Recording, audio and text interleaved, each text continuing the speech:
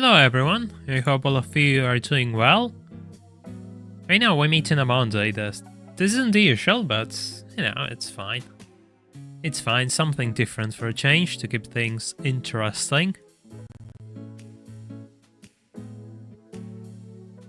Yeah, that should be it. Hope all of you are having a good time, having a good day. So, yes, there are a couple of races which I couldn't do with the setup mentioned on the video. And I would like to see if I can do it if I add a couple more... Well, I add extra power to this thing. So that's the order of today. Hey Manlab, hey Holian, hey Plasma Strife, and Sankol, hope all of you are having a good time. This is the car I used for the video, by the way. It has already clocked over 400 kilometers. It's an intense life in GT terms. So I bought a new one for today.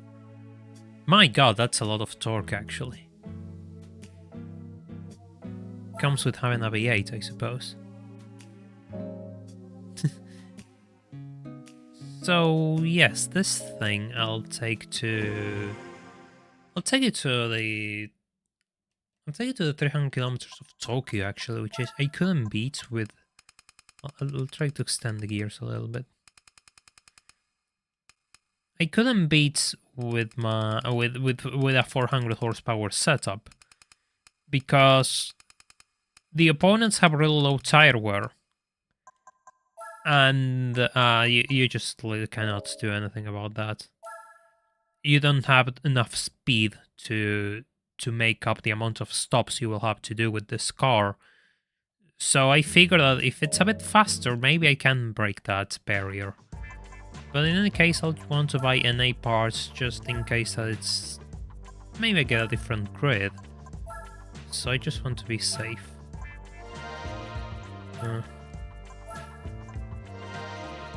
Just keep this just in case.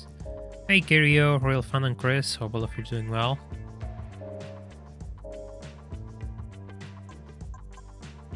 I might as well get into it. Yeah, this is going to be a bit tricky because I have to stop really often, and I think my opponents are running on a one-stop strategy. I think they are running on a one-stop strategy. Let me pull up the... Let me bring the handy guide for this AI, complete AI pit strategy. Here we are, Tokyo 246. RX-7. RX-7 stops on lap 28. 28 plus 28, I think it's going to be a one-stop.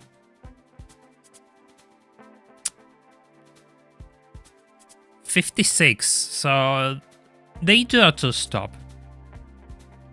The NSX is the problem, the NSX and the Nismo. Well, when does the Nismo stop? I should have looked at that. So now Nismo, also lap 28. No, wait. That's another car.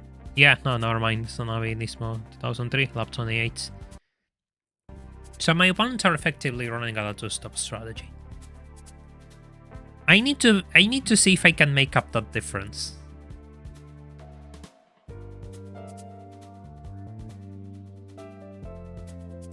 Seems like, yeah, because I didn't stream and most of them were gifted memberships, so we've lost all of those gifted memberships.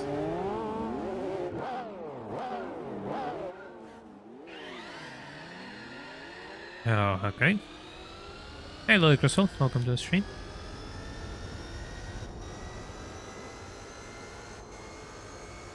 Yeah, the evolution of the Korean manufacturers has been interesting, to say the least.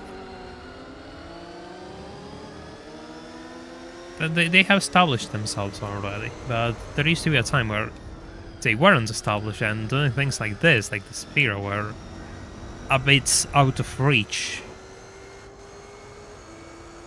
And even then, if it's really expensive to do these things in your country, and there isn't interest, and everything's just engineered, let's put it that way, to be a roadblock, then these projects will never take off, really. That's kind of what happens. There are so many roadblocks in the way that people don't want to put up with them, and nobody bothers, and they take their ideas somewhere else, or they either start working at under some companies, and these things just never take off. It's a shame, really, but it is what it is. Sometimes there is a bit of luck involved, of you doing the right things at the right time. But all in all, I guess it's not important, really. If you have the right ideas, you'll probably be able to develop them somewhere. It might not be where you want it, though. Yeah, I kind of found it interesting that no other manufacturers were involved with them, because they had a relationship with them, with Hyundai, by example. They built cars for... I couldn't find which, that's kind of why I didn't mention it, but they did build concept cars, it seems, for Hyundai. I didn't say which cars. They also worked with Daewoo, which later became General Motors Korea, for a development of electric cars on the early 2000s. So they had ties with the rest of the Korean industry, so it's weird why nobody took an interest on this project and say, look, you can do all of these things, so come with us and we'll see what we can do.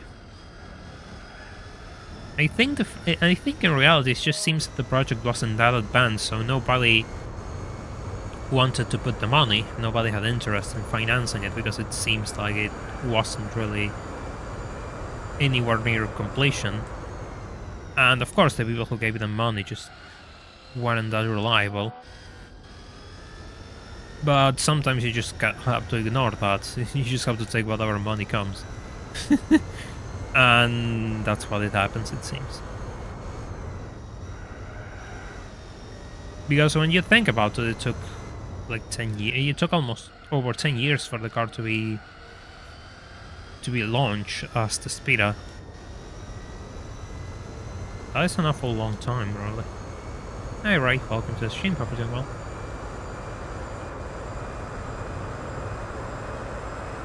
It has a bit of understeer, yeah. But it's manageable. It's only a problem on the chicane on the upper section of the circuit, really.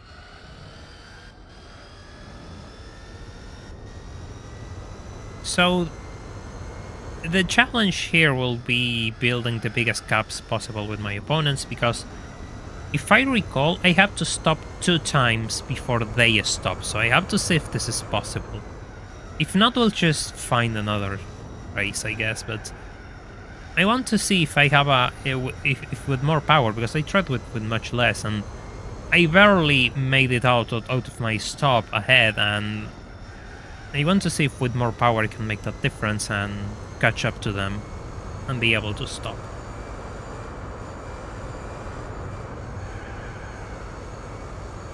That's kind of my experiment. I'm taking you all with me for this experiment, really. Truth be told, I really miss the streaming, so I just wanted an excuse to turn on the streams. Yesterday was fun, but I wanted to do something else today.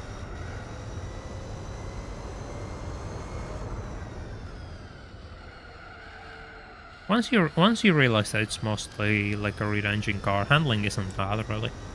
As always, when I was looking for details on this car, I came across a GT Planet thread where people said it was really bad to drive, and it's GT Planet. I didn't expect them to say anything foully, but I was kind of impressed. And then I started driving it, and it wasn't that bad for me. It was a bit unstable, which I didn't like, but then I realized why it was unstable, and it all made more sense. So yeah, some people thought this car wasn't drivable from factory, which is not the case at all. The reason why I didn't mention power upgrades is that reason, because the car drives really well and you'll be competitive in a lot of races, because this car isn't able to enter many races, sadly. There are no regional events, of course, there are no manufacturer events, so there are only a couple of events where it's actually a good choice, where it doesn't destroy the entire field or is hopelessly overpowered.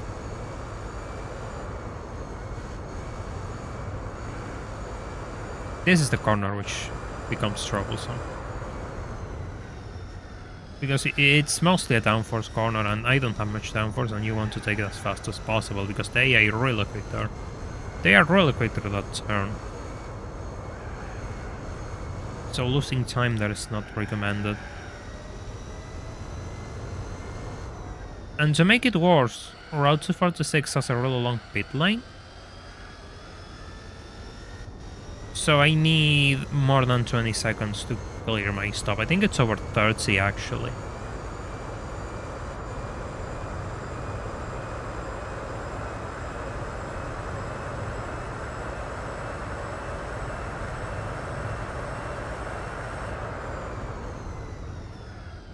With this times I can already tell you this thing cannot beat LMPs.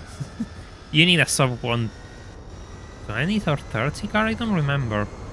But this is too high to beat LMPs on GT World Championship. It will have been fun, but no, it's not happening. It's not happening. I already had enough chasing cars which I can't beat yesterday, thinking that I could, but in my defense, that Venturi was really close, and I knew I could be faster there, so I got stuck personally because I wanted to see if I could beat it, and it didn't come anywhere close. It's really cruel when you are a second away or so and it seems possible, but it isn't. Not at my skill level, at least.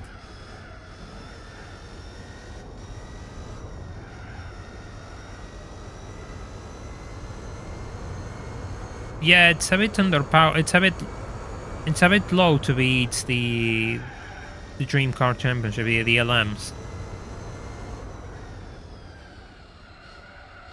We could probably take it there, because the car on the lead is the LMRX7 and I'm 24 seconds ahead. So maybe it's running harder tires and it's going slower, because those stints are endless. By the way, if you could leave a like on the stream, I would really appreciate it. It helps the channel out to have good interaction with likes, and you know how important that is, so this channel keeps growing. Yeah, the RX-7. The RX-7 will be pretty good there, actually. What surprises me about this car is the fact that it's not that powerful, really. Even now, like 500 horsepower is not that much. But it feels surprisingly quick.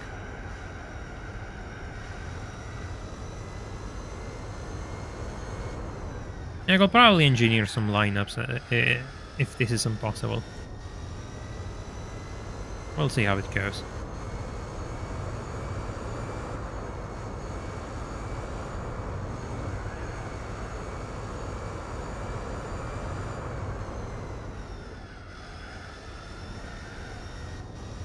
I would like to no, but it's not gonna work. It doesn't have enough downforce or anything. But and the fact that it doesn't have nitrous doesn't work out on my way either, and tire wear isn't that good. I wanted to see if I could take it to Real Tour Circuit on Tsukuba, and I always mix them. Tsukuba, and see if I could beat the LMPs, but I don't have enough. I don't think it's fast enough. It ain't gonna work. And I want to run a softer tire compound, but it doesn't have the lifespan really for this.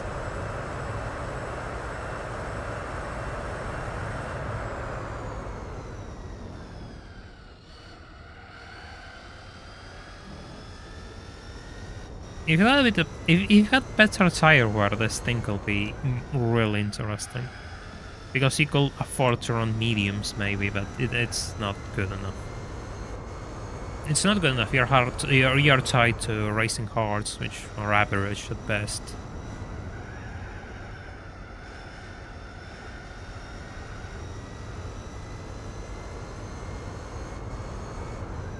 Okay, I have got another 30 seconds on it. That's positive.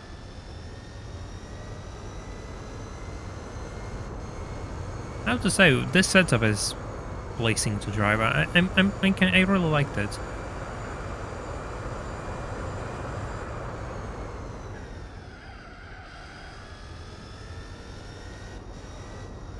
Of course, it doesn't remove the nervousness of the car, if that's even a word, while you're braking, but it does its best to reduce it. So you can start turning in while you're braking. At times you kind of have to tap the brakes while on throttle to get the car to go where you want it. I have noticed, and that's fine, but I'm sure that's really slow. I did a 135, 35.3, well, almost 4. It will be good if I could get above those 137s that I'm currently clocking, but I think the tires are starting to give up. And that's why.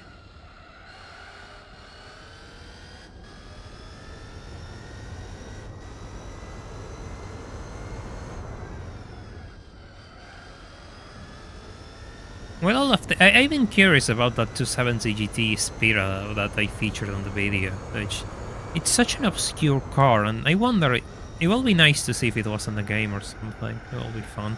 It will be a pretty fun car to drive, I guess. And from the test I've been able to find, the Spirra doesn't sound half bad either. It's just that it had an unfortunate story and it didn't make it to our shores. Well, nothing makes it to my shores, but yours probably, the viewer. You have better luck than I do. So it was kind of unfortunate, I suppose.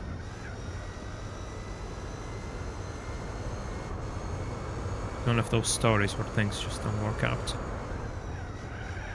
And truth be told, well, yeah, the 270 GT, well, yes, probably it's absurd with twin turbo V6, but the normal one, the yes, which had the single turbo and 300 and something horsepower,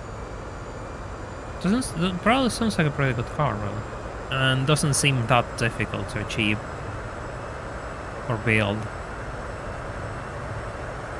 Because I'm not too sure if those V6s could withstand having a twin turbo setup. I have no idea, really. It seems a bit extreme.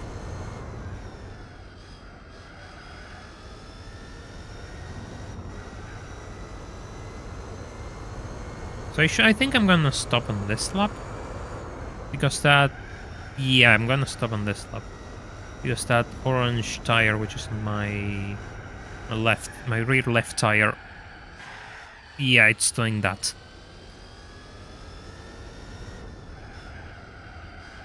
My rear left tire is exactly, it's the shopping cart wheel. It made me spin instantly, and when I entered the corner while I was braking, it forced the car around, it made it rotate.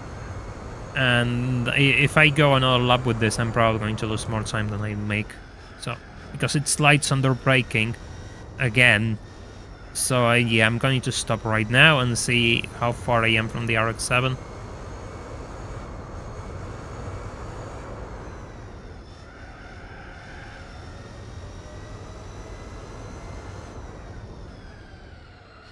By the way, I want to thank everyone who just... I know we have a lot of familiar faces who just dropped by yesterday for my live stream.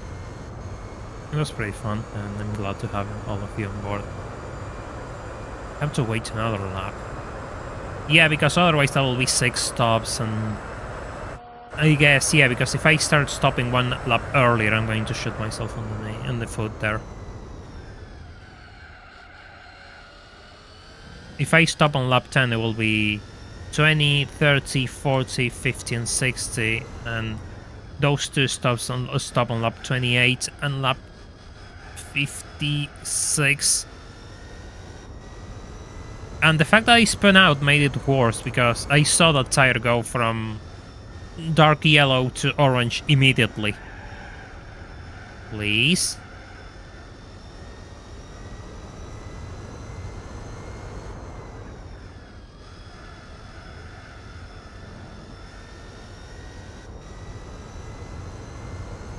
By the way, if you just joined, I will appreciate if you all can leave a like on the stream so we can get this to more people, and you'll be helping out the channel for free. I'm sure all of you want to help out. Yeah, 10, 20, 30, 40, 50, and 60. No, well, end the race without a pit stop. Final stop on lap 50 will be the way to go. Joe, it's like driving on ice right now. The moment I put my foot down, it spins. I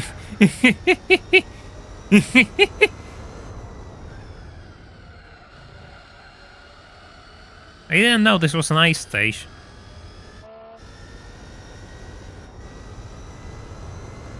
Moment of truth. We'll see how far I am from this too. Sheesh. Those tires don't look healthy, let me tell you that much. It doesn't have a good tire wear, this thing. It just doesn't have a good tire wear. How much fuel did I waste? I could probably go to 60.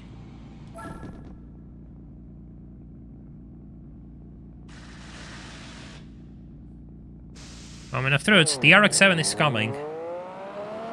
This is going to be pretty close, I think. This is going to be way too close. Uncomfortably close. Oof. Okay, I'm ahead, but it's not exactly a comfortable lead.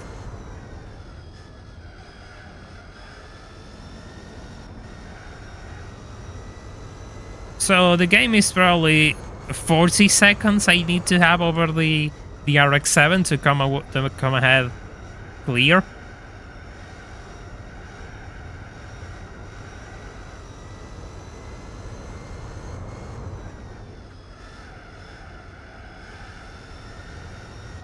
I need to do 40. I need to pull away 40 seconds on each stint. I mean, the car is doing fine. The car is doing well.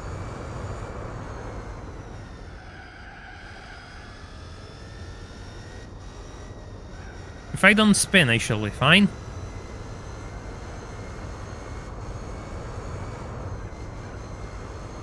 But believe me, getting those perfect laps is going to be challenging.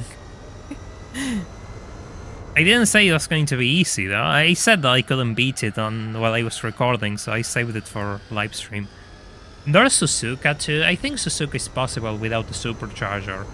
But the thing is, Suzuka is a 6-hour race. And I don't think I have the energy right now to sit and drive Suzuka for 6 hours. I'm sorry. Just the way it is.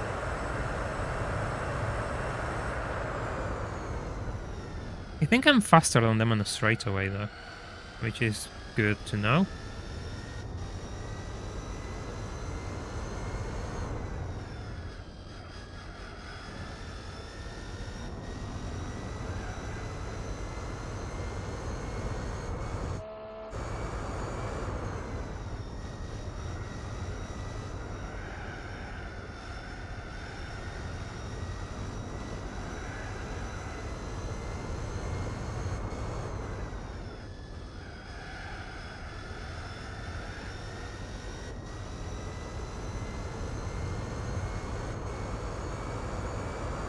There's the corner I don't like.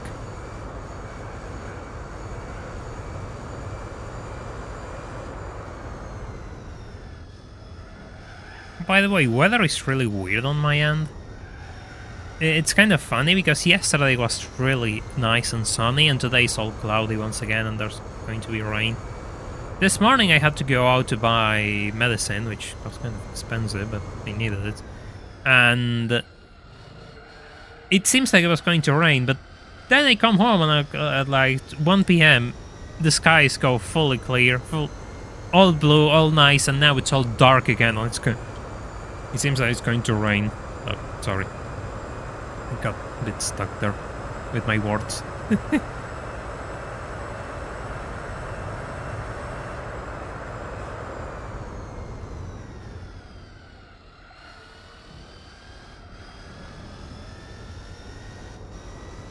Hey, Juan, thank you Julian, thank you so much for those 10 memberships. I really do appreciate it. I really do appreciate it. I'll add you right away.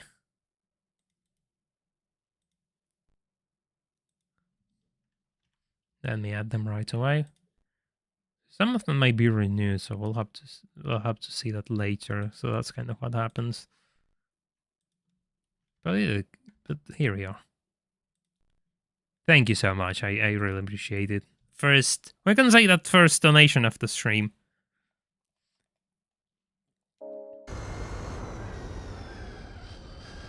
I was too slow for that, but then again I put the game on pause and threw away my timing.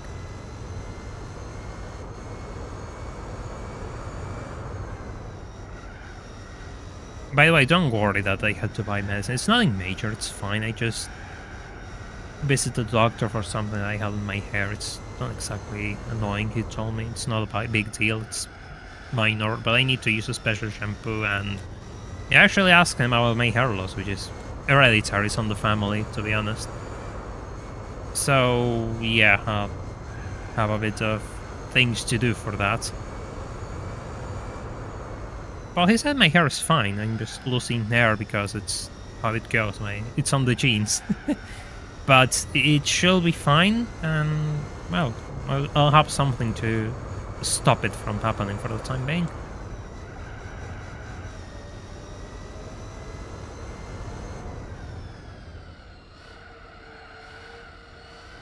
Hey Dravix, welcome to the stream, hope you're doing well. You got cone hair?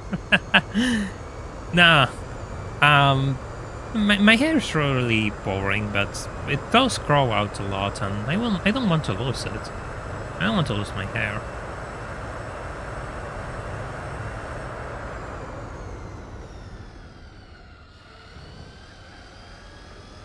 I've been out for a lot of laps, and I'm not pulling away from that thing.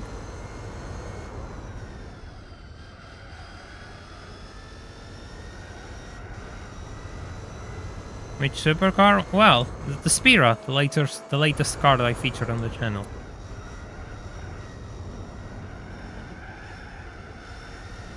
And featured on the thumbnail. That was a pretty good picture, actually. Hong Kong gives you really good pictures in Gran Turismo 4 on replays. But lighting tends to be atrocious, they're really dark. Outside the main area where it's all lights up and looks really good. I like to believe the shot I managed to source looks pretty cool. I like to believe I have gotten better at taking pictures of cars. I'd like to believe I have gotten better, maybe I didn't.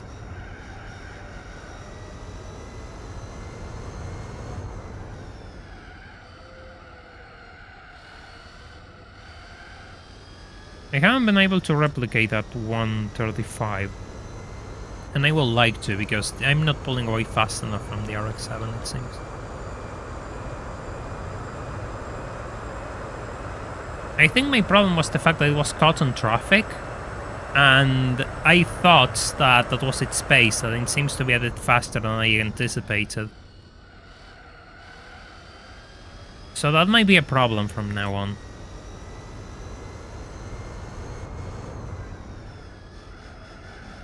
But then again, when it stops, its stop will be really long too. So there's that. But then it stops on lap 28. And I have to stop on 20 again.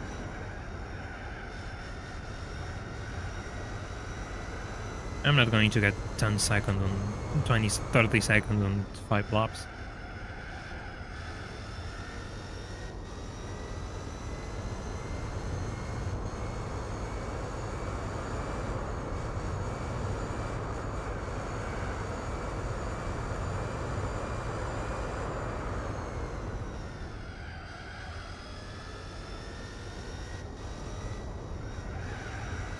Yeah, that LMRX7 has pretty good... It's really quick. I think it's 550 horsepower and really good downforce, so it's a competitive car. It's leaving the JGTC cars in the dust. I mean, look at the dots on the map, and the JGTC cars are nowhere to be seen. Probably the only one which has a chance is the Sanavi R34, but it's so far away in third. So there's nothing it can do. absolutely nothing it can do. The RX-7 is going to be the only car on the grid, which is a trouble.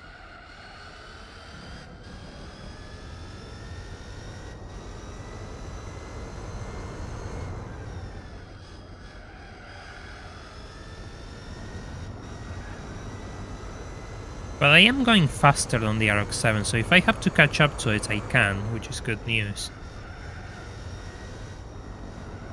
Those are good news, I suppose. That I can catch up to it.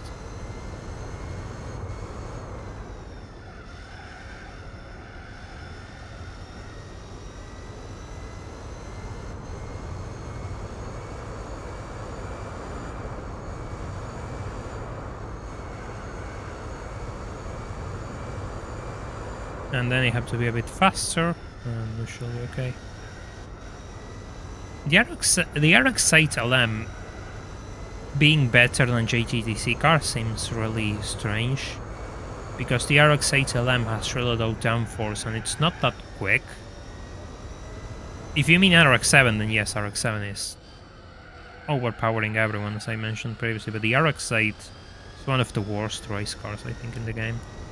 Hey Randomax, welcome to the stream. Hope you're doing well. Okay, there's no such thing as late, don't worry about it. Don't worry about it. 35? Nah, no, 36.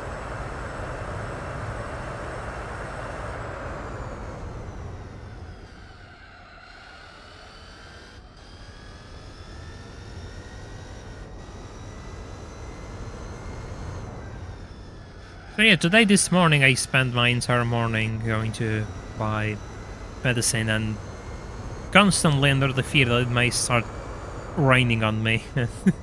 It didn't, by the way, I'm fine, but I had to wait for I had to wait a long time because there was a long queue on the place I went to. One of them, I had to go to two.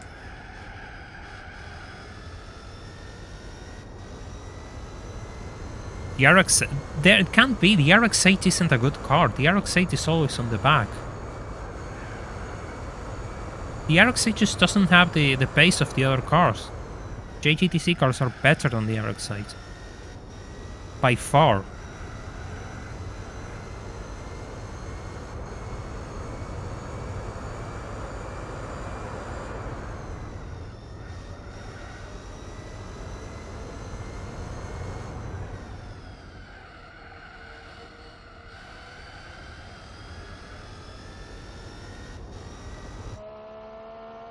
Oh, for a second I thought I had a car behind me. I heard a weird noise on my headphones and I thought it was a car behind me.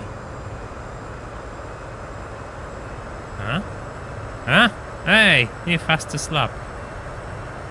That's good.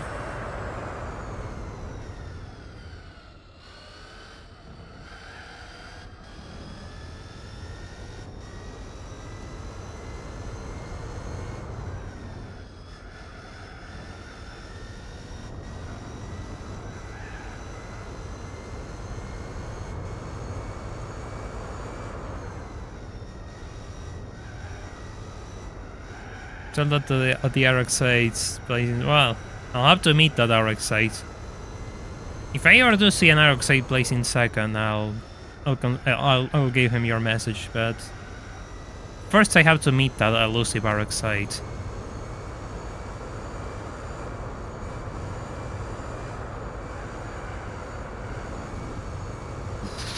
I almost been out there.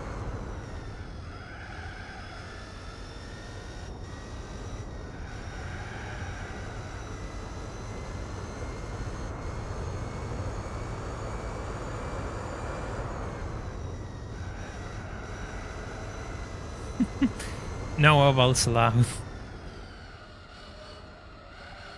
What about the wheels, though? The wheels are ovals or, well, circle-shaped objects. Are those allowed? Maybe that's why its tire wear is so bad. Wheels aren't allowed.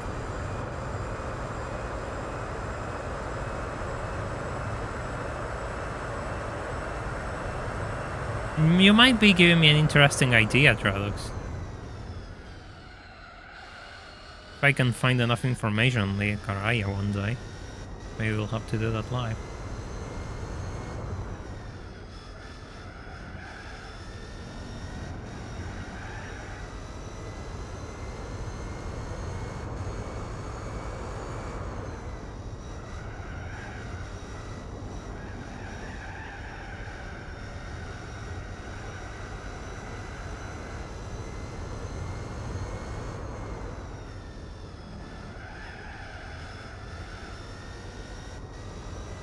I'm not going to get far enough from the RX-7 to cover my following stop. That much I can tell you.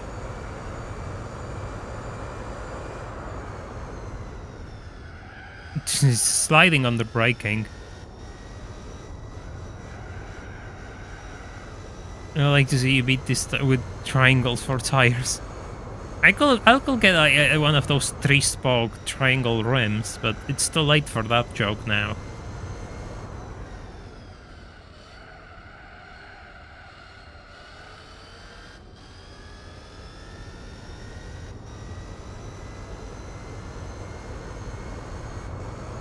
I've been thinking that I want to have my videos more oriented towards cars themselves and have this sort of challenge things and the like for streams, but they are fun to feature on videos as well from time to time, but I think they are more suited to streams, and I tried bringing stream content as videos to the channel and it didn't do well. So maybe I'll have to work with scripted videos and leave those things for challenge runs and the like for streams, and I kind of like the idea of focusing my content more towards cars, I suppose.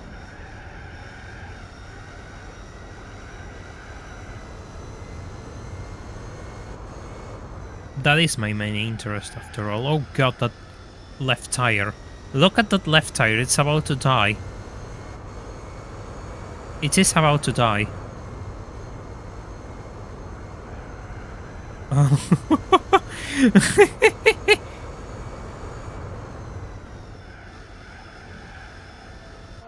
Okay, fine. Give me your Eurobit moments. Fine, fine. It's surprisingly stable while sliding, which is weird in Gran Turismo. You cannot control cars while they slide, usually.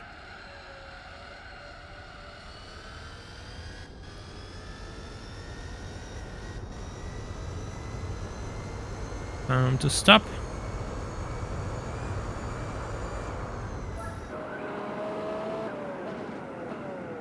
Yeah, I'm going to the save state, by the way, to be safe, in case something goes wrong. God, this is a long pit lane, isn't it? Stay... Ah, too late! But I cannot drive this thing anymore.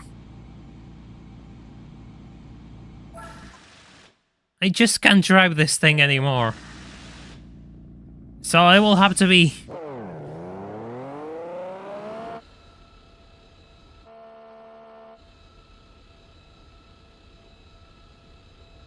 Now, did I save this?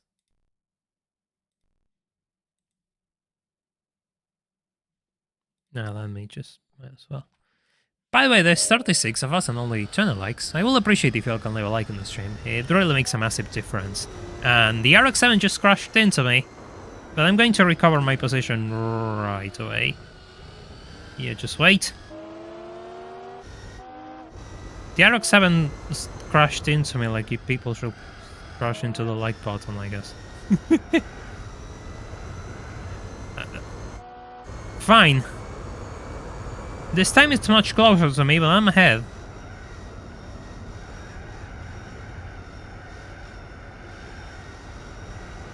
And he should stop this time, so...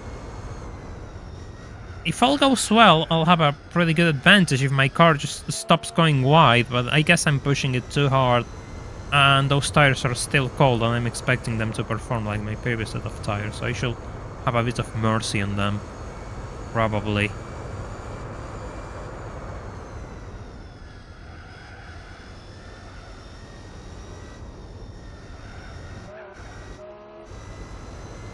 Ow.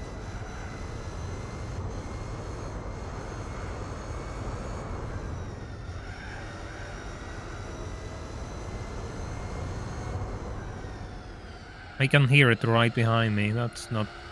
I'm not comfortable with that. I don't know why, but I seem to be much faster at that corner exit. Did you all see how the RX-7 just stopped in its tracks? Because I clearly saw that.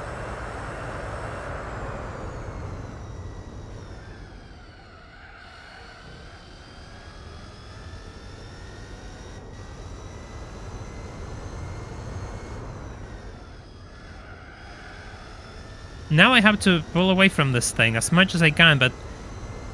As much as I can, but it will stop on this tent. So, I need to make the most out of this stop, because... If I make the most out of this, I will probably cover my following stops. Probably. I'm not too sure. It's just a guess for the time being. Nowhere near me. That's good. That is good. It's nowhere near me. This is the corner I don't like. I'm getting better, I guess, at that corner. I'm getting a bit better at that corner. The car still feels really nervous when you take it, though. It feels like it's going to spin at any moment. Like that. Thank you, random guardrail, for stopping me.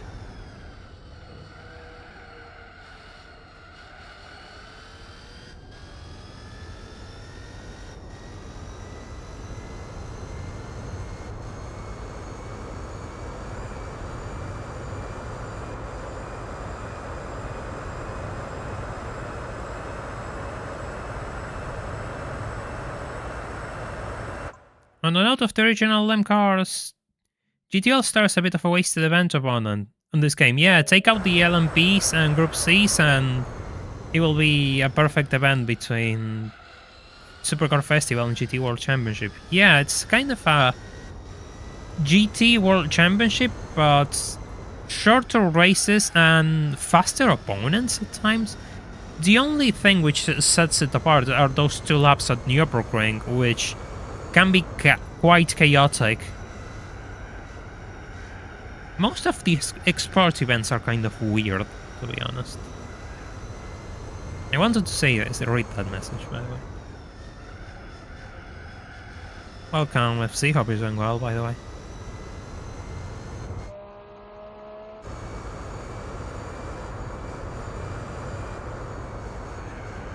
Uh-oh. Uh-oh. Okay, I minimized damage, I didn't spin. But that's exactly my fear on that turn. That is exactly my fear, because if you tap that well a bit too hard, you'll spin out instantly. There's nothing you can do about it.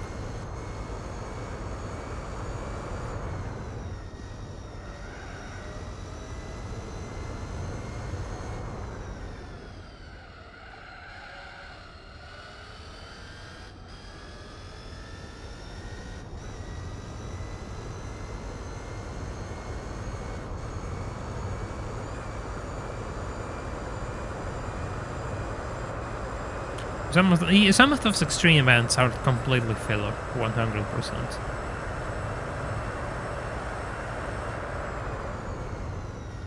Why is the one with the IV license, the exotic car launch or something like that? That's kind of a bizarre one.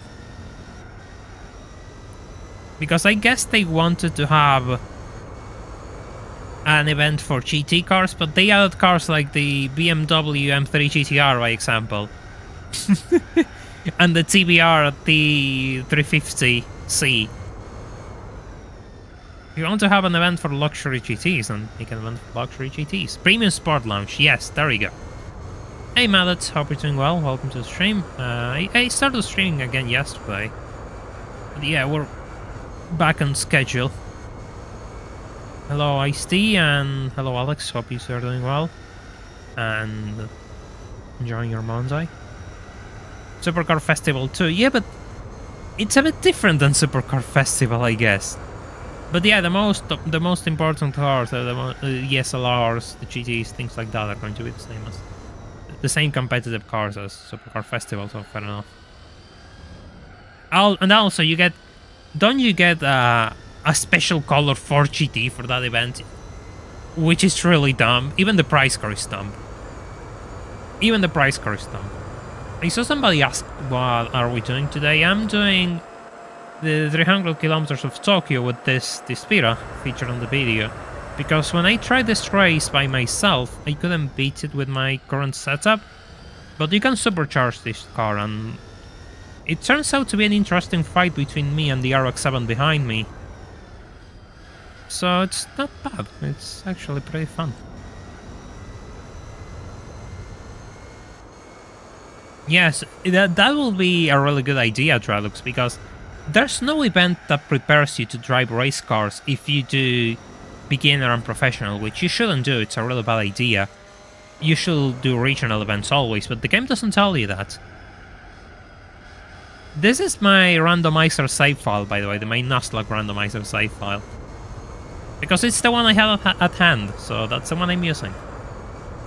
That's the one I used to record, that's the one I used, period.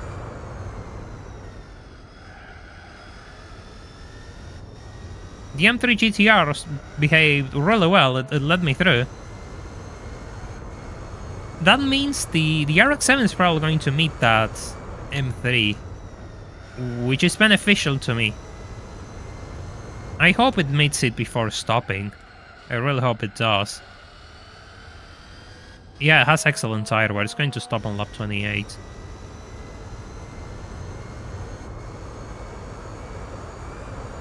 I don't think this is going to be a fast lap. This is going to be a pretty slow lap, actually. Probably a 37, 38. No, 37. Good. Not that bad. Average, we'll call it. Oh.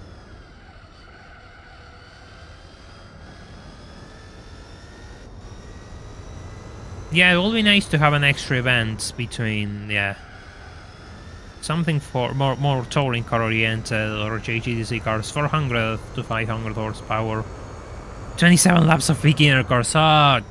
Yeah.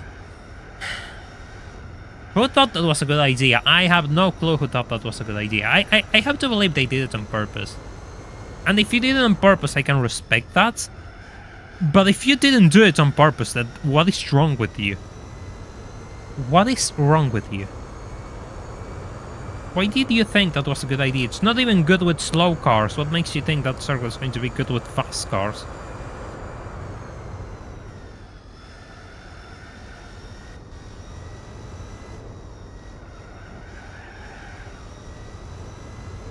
It would be nice to see someone showcase the potential of the Shelby Series 1.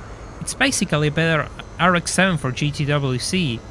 Hey Tsukancho, welcome to the stream. And I actually want to make a video on the Series 1. I think it's a really interesting car which people don't look after, don't really remember. Not on GT, but the car as a whole. It was developed by Carroll Shelby and everything.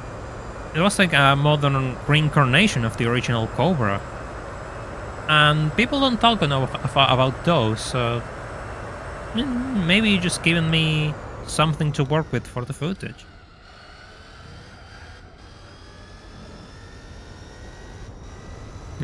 Okay, fine, the RSCC rally car. Yeah, well, when you look at the Dream car event championship, great, it's a disaster, so yeah, fair enough. Makes sense. Makes sense. Shelby Series 1, please. I'll see what I can do. I'll see what I can do.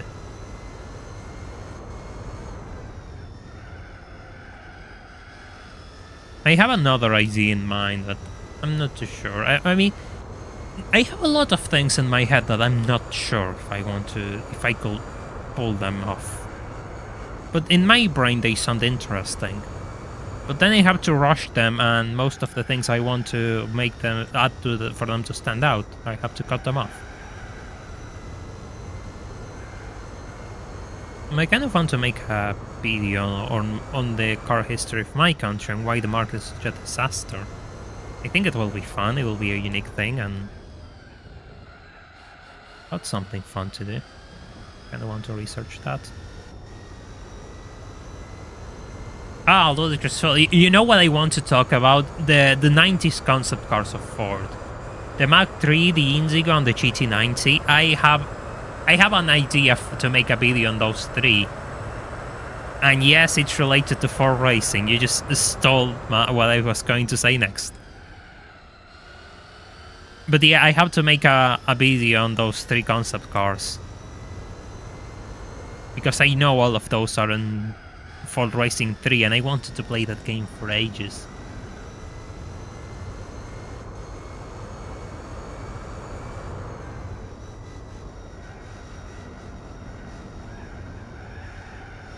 Then is the Sanavier 34 is stopping. Ow! Don't understeer, please!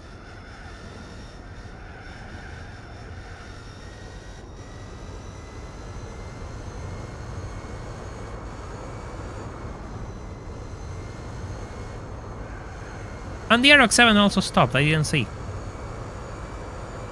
I'm not the biggest fan of Need for Speed 2, to be honest. I don't think I am the best racing channel, honestly. I have ideas, but I think I'm the sort of person who has big ideas and fails at execution more often than not. But hey, that's why I actually have to do things, so I can get better at delivering my ideas. If I don't do anything, then I'm not going to get good, aren't I? It's easy to complain that you're not getting better and not do anything about it. At least that's my mindset.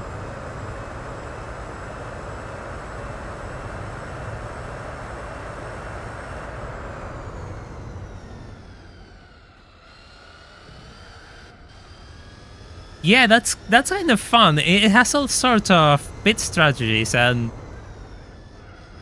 well, it's more like, I wouldn't say they're pit strategies, because it's more like the cars on the grid having different tire wear, and most of them are not going to be competitive.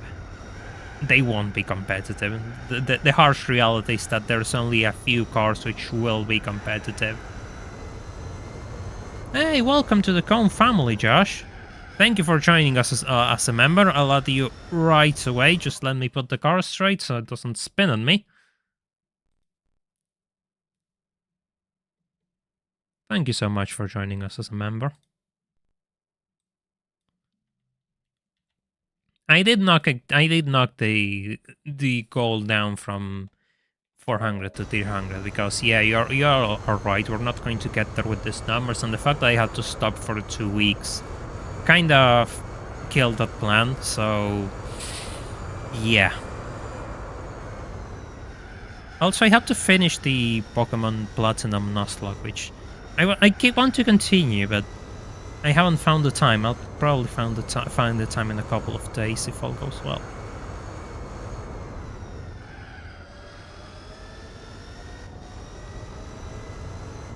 I have to be really careful now because it has entered shopping cart mode. It has entered shopping cart mode. I can't speak. I'm really surprised that I can't speak though. I don't know why I'm even concerned. You all know that I can't speak properly. Do you have an Need for Speed Underground Nuzlocke? I would like to continue it, but I want to do other things for the time being. One day I'll probably start grinding it off screen and start again from scratch. I wanted to make a video on that like I did with the GT4 Nuzlocke, but it didn't go well, and that kind of killed my motivation to continue, to be honest. But maybe in some time I will return to Underground 1 and I can try to finish that.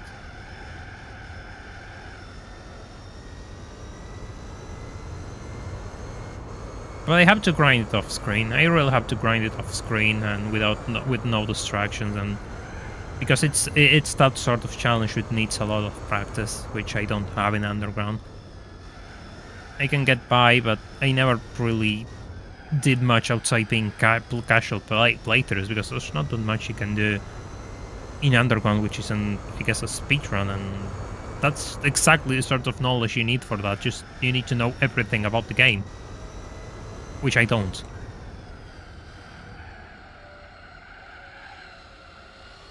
That rear side is completely red.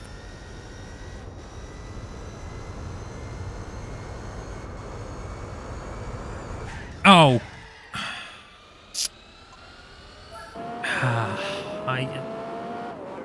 I didn't turn hard enough because I thought the car was going to spin.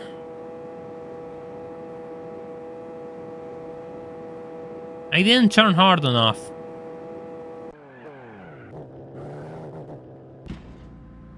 That's I think the NSX. A bit less feel.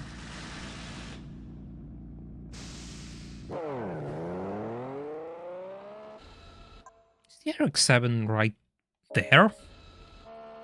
I hope it isn't. Please don't tell me that's the RX-7. No, that's the M3, right? No, the Audi A4. Okay. The A4 touring car.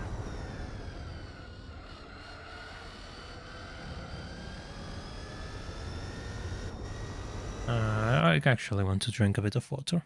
Give me a second.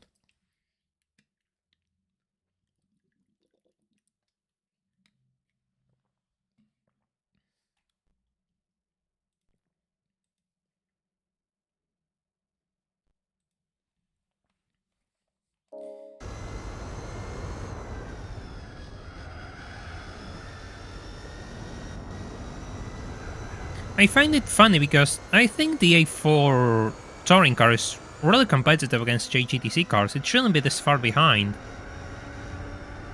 Where was that clip option again? It's the pair of scissors. If you're on PC, it'll probably be under the YouTube layout, and I don't remember what it is on phone. I have the chat open and I can see it on phone, like on top of the chat box.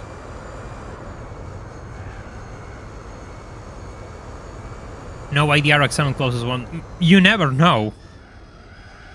And I crashed, so that pit stop was slower than usual because usually send the car in and the AI starts braking when it takes control. Alright, Lux, you sleep well. So that pit stop was slower than usual.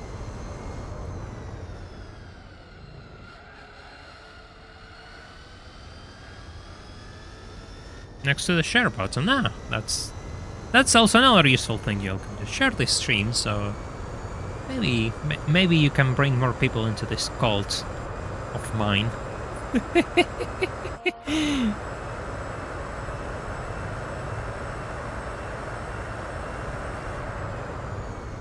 Who knows? Maybe if you can grow this cult, make it large enough, maybe I can start recording actual cars. Who knows?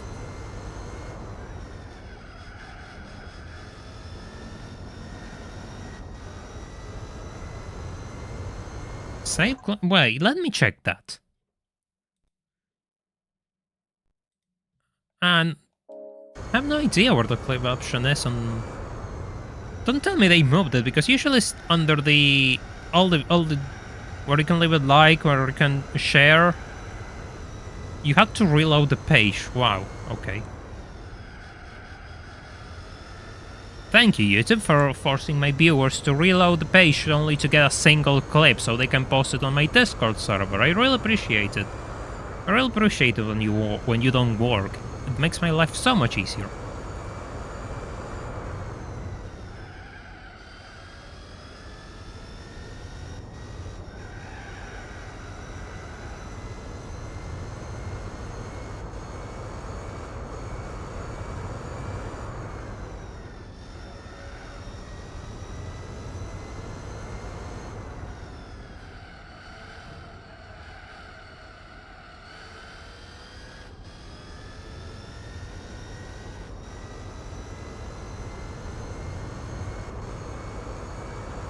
So... yeah, it's the RX, the NSX. You know the page to get more ad revenue. Ad revenue is next to nothing. Don't get your hopes high. Ad revenue is not making me... It's not buying me a home. Unless you get 1 million views per video, ad revenue is... Well, not that much. Let's say 100k views per video and you upload really often. Ad revenue, you're not making much out of it.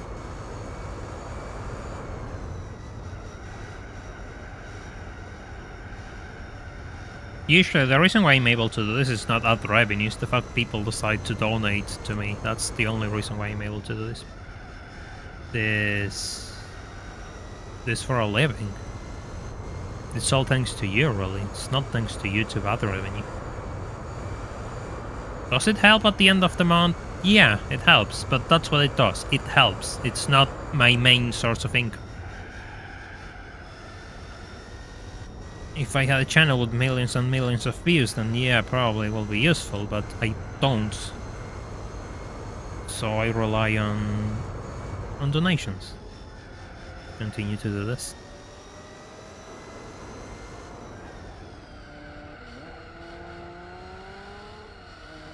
Nothing against you, Yellowbird. Yeah, I know you don't have anything against me, actually. No, it's not that. That's not why I said it. It's just, I think people aren't aware of how it is on this side of the screen. You know, when it comes to advertisements on YouTube.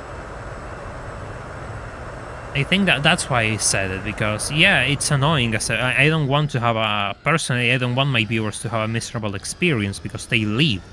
That's why I try to avoid. That's why I only place ads as soon as the stream starts, and then I place no ads, because that creates a miserable viewing experience.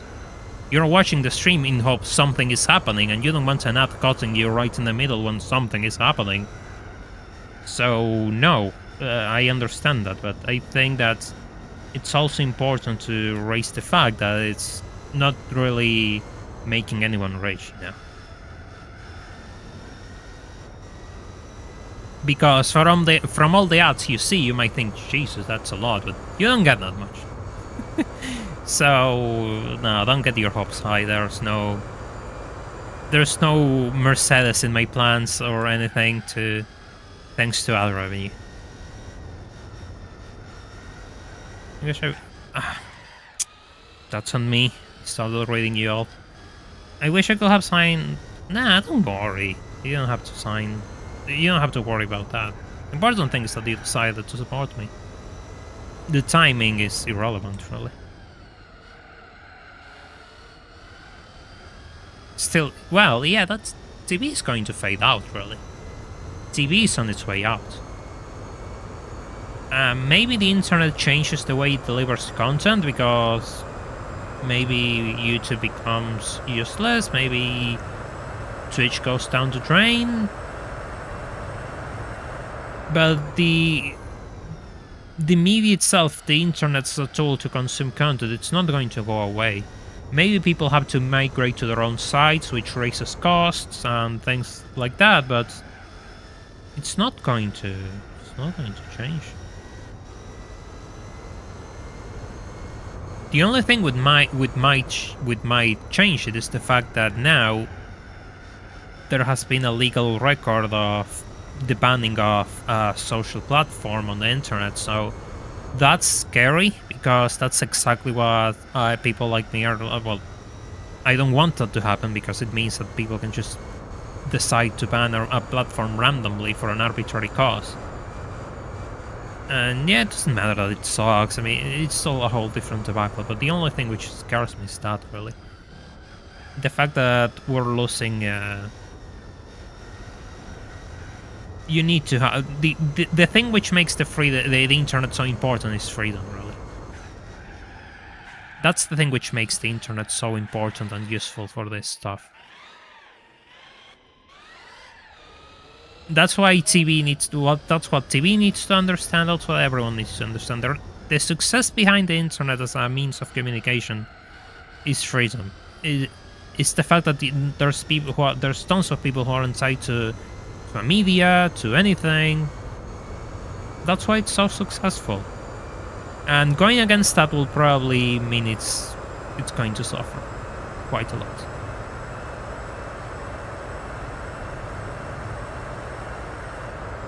Personally, I just got on YouTube Premium because I couldn't... I usually just tend to listen a lot of long videos about subjects and the like when I'm recording, so having YouTube Premium for me makes sense. But I understand that there's people who don't make sense for. My tires are getting lime green. tires made out of goo, we could say.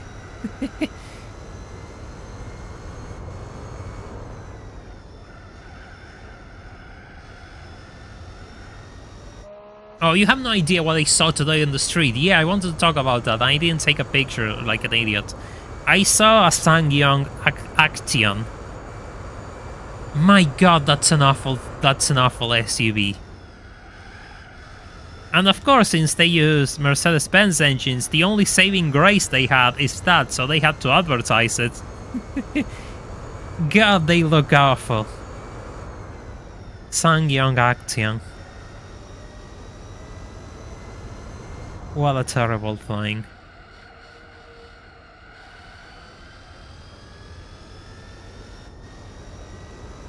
Shrek tires, oh no.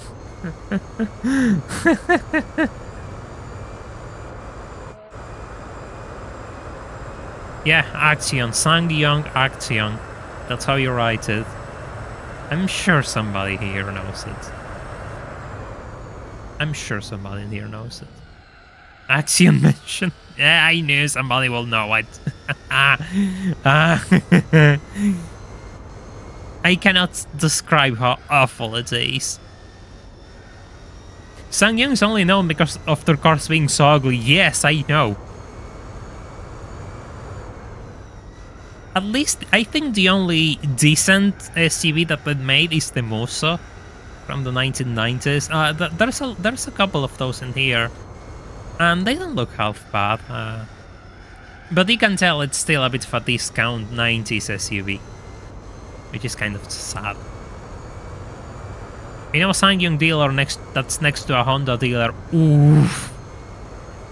Imagine. You just see people coming to a dealer, right? And you think, oh, they're coming to my dealer, and they're always going to the Honda dealer. Who's going to go to your dealer? Who knows you? What's SsangYong anyway? Do you sell kitchens? Sewing machines? What do you sell? Oh wait, those cars inside are actually for sale? Fine.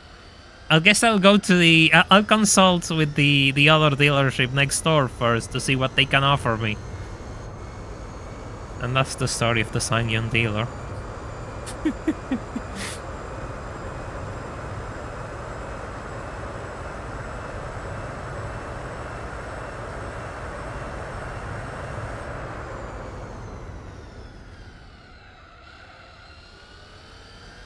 I have to say, this car is surprisingly... It doesn't need traction control. Feels really good to drive on the circuits. It doesn't need traction control at all. Yeah, I know they had Mercedes engines. I mentioned that before.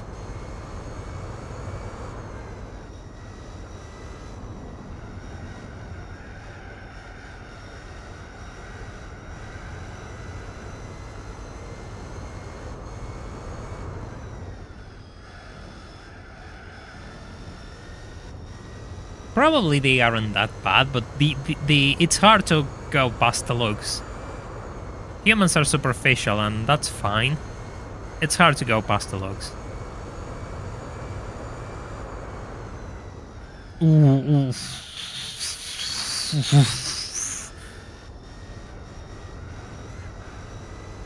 Doesn't really like moving under braking. It really doesn't like that. Yeah, the engines were genuine, that they were Mercedes-Benz engines, yeah. 100%. Nothing worse than the clips across. Yeah, but that's one of those cars which feels insulting, like the Mustang Mach-E, things like that, which just feel made on purpose, really, just to piss people off.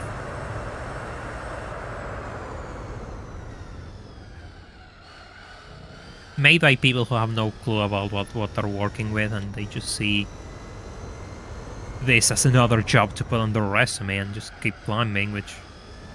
I don't know, if I worked for a car company, I will try to make sure that the thing itself that I'm working with is good. I'm not going to try to ruin anyone's legacy, but I guess that's why I'm here, and that's why they earn 10 times more than me, and they make the decisions, you know. I wouldn't be that good for that, I suppose. Axiom walks the X6 could run. Ooh. The X6 is controversial, yeah. I remember when they came out and I started to see the first ones on the street. When we actually saw imports here from time to time, and they looked like nothing else. And it's not bad, but I think time hasn't been kind to the original X6. Hey Kamikaze, welcome to the stream. Don't worry, there's no such thing as late for these streams.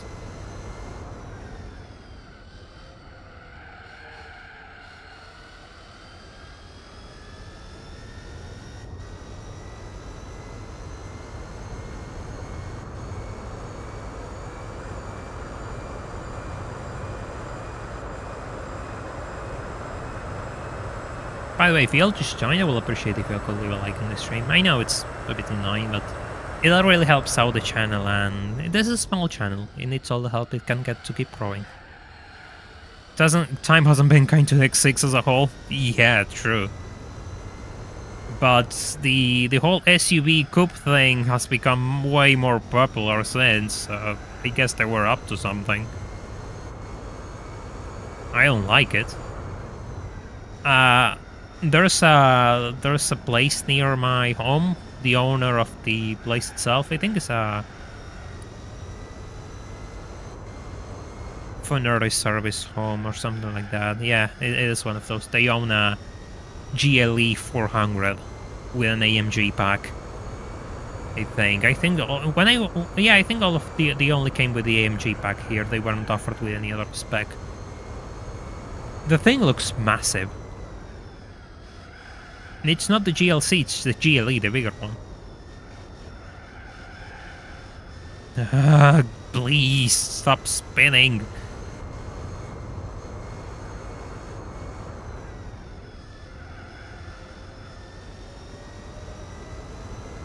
BMW's 250,000 units of the first generation of X6. Yeah, that's not a bad number. Yeah, exactly, it sold well, it's not a bad number. Now I managed to take this properly. Progress. Yeah, the same thing happened, I guess, with the X5. The X5, people were talking trash about the X5 when it was released, and it did surprisingly well. The same with the ML class for Mercedes-Benz and things like that.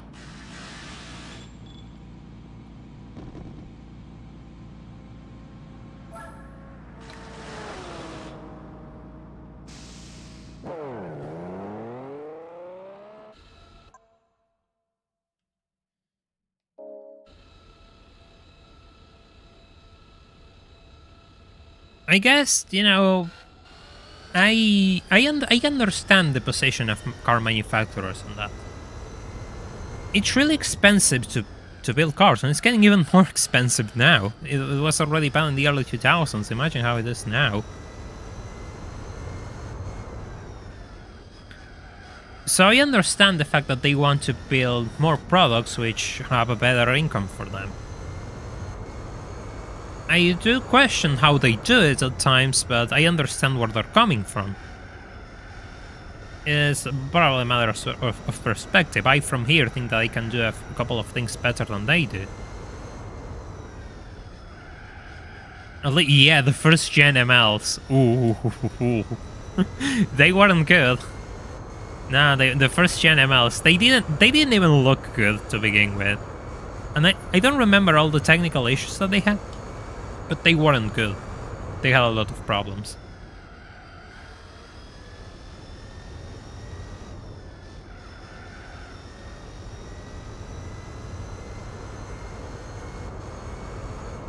At least the X5 was reliable. And it looked much better. The X5 looked pretty good. The early X5 was good looking. I'm willing to fight anyone there. The first gen X5 is really good looking.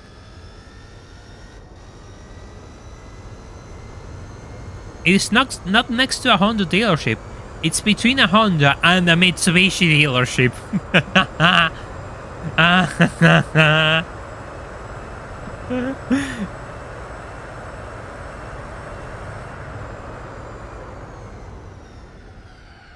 My god, imagine being a seller at that dealership. ML400 CDI. 400 CDI, that's... What's that, a diesel V8? Or I'm wrong?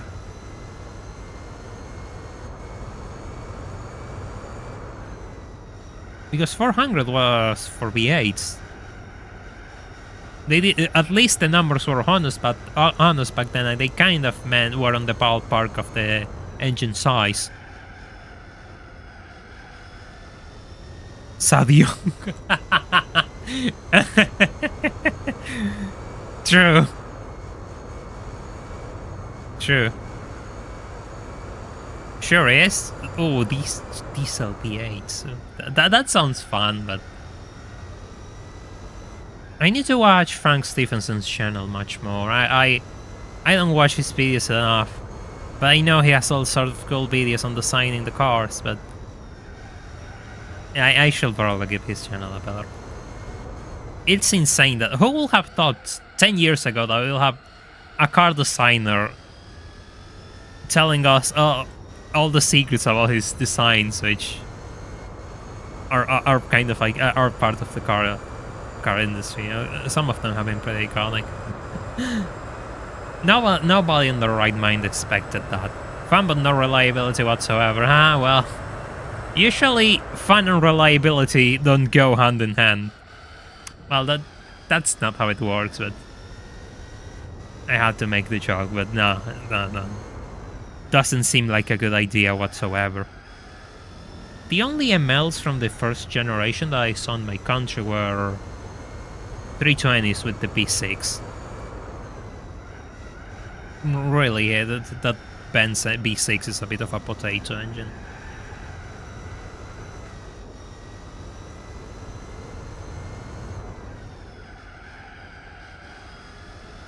Then again, lately I'm on a bit of a Mercedes-Benz slight obsession, looking at 90s Mercedes, thinking that I'd be able to afford the one, but they still cost $10,000 for a 90s car with 30 years on the clock. And they're all automatics. They are all automatics. So I guess no nice German saloon for Yellowbird. I'll still have to use the bus. Public transport.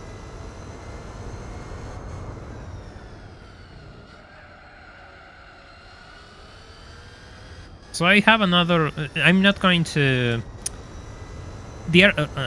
I'm going to stop this time, and the RX-7 is going to stop at lap 56. So I better make the most out of this stint, because if I don't, what it means that I have to clock an extra stop, and I probably won't have enough time to do so.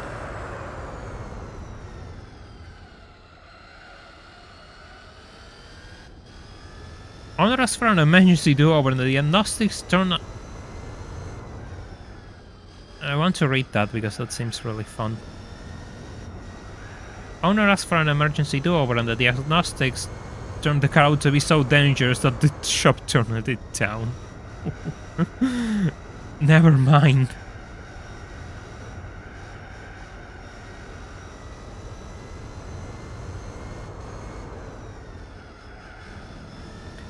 Yeah, ludicrous fool. And some... here's the thing. The Mercedes-Benz market in this country makes no sense whatsoever. Because I've been able to find 90 C-Class for $10,000, and then I can find a 2008 C-Class for $10,000. It's so stupid.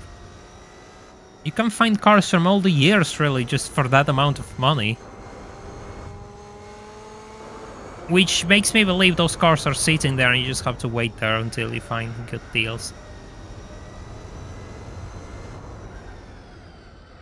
But then again, if I buy a car, my car has to be a manual. I will not buy an automatic for any reason. I refuse. I don't care if it's a slow car, it needs to be a manual gearbox. I want to learn how to drive a manual and get used to it. I don't want to drive an automatic and never drive manual. I mean, I drove manual cars. I kind of know, it's just I haven't driven a car in like 3 to 4 years. So I have no... It's like starting always from scratch, because I don't have a car to build experience on.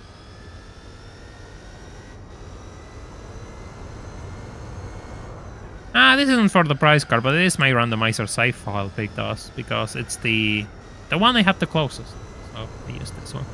Hope you're doing well. Welcome to the stream.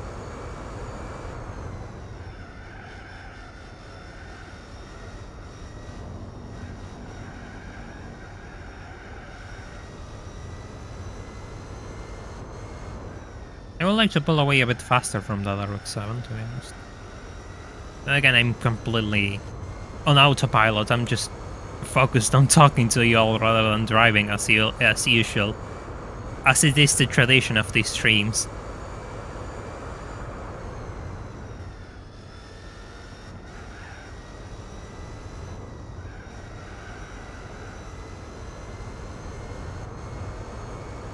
Oh yeah, looking at those Mercedes today, I found a C-Class wagon from the 90s. The roofline on those, of the back of the wagon, is so curious. It's kind of like a curve, and most of the car is kind of boxy, so it looks odd. But I like it. I think it's cool. But then again, it was an automatic, so it's not. No, all of those. But they're all automatics, man. I swear to God.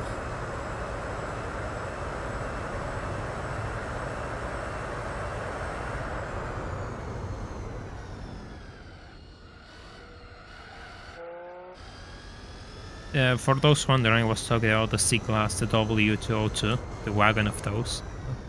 That's the one I saw and I was mentioning. I think yeah, the W202 is the first gen C-Class. I really like those. I prefer them on sedan form, but they look really nice.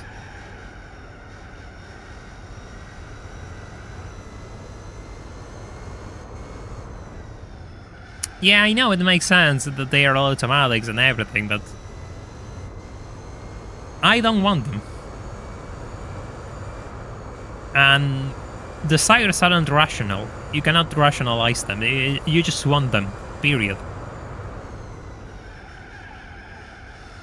I want to have a car like that, so I want it to meet my requirements. And that's why I'll have to compromise when that day comes, sure, but that is one thing which I'm not willing to compromise.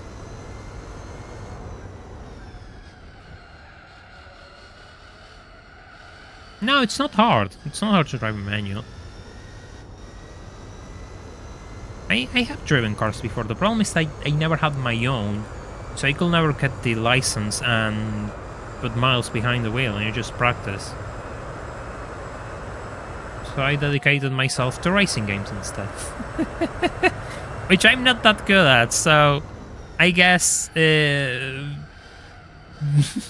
guess it wasn't the best investment.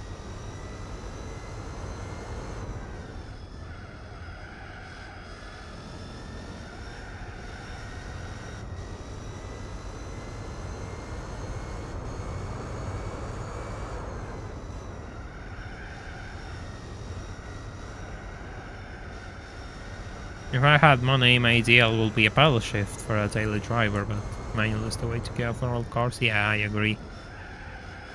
My problem is, my car selection is really limited. There's not that many cars in here, and they're expensive.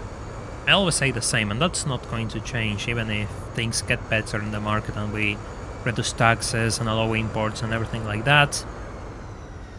The problem is the fact that there are cars which are always going to be expensive here.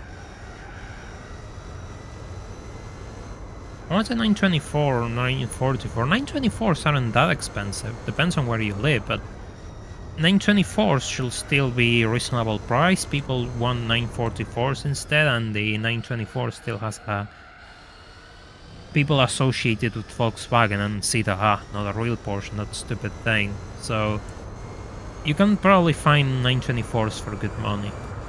The 924S already has the engine from the 944, which is not a bad engine. It has 150 horsepower, I think, or a bit more, depending on the region. On a car which is lighter than the 944, the 924S is lighter than the 944. And maybe those are the 924 Turbo, which is probably a bit more interesting and has a really cool design, but those are probably more expensive. because they are kind of desirable cars, I guess.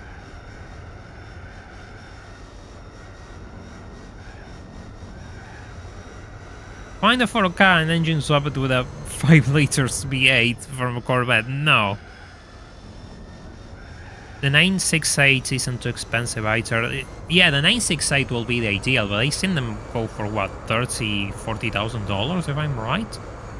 Or I'm completely out of it because I've seen them go for a lot of money already. But personally, yeah, I will get a 968 of those. If I had the money and I could choose one of the generation of cars, 924, 944, and 968, my choice will be a 968. I think it looks the best, personally. The 944 is probably the most iconic one. I understand. I really like it too, but I think the 968 is a bit better in my eyes.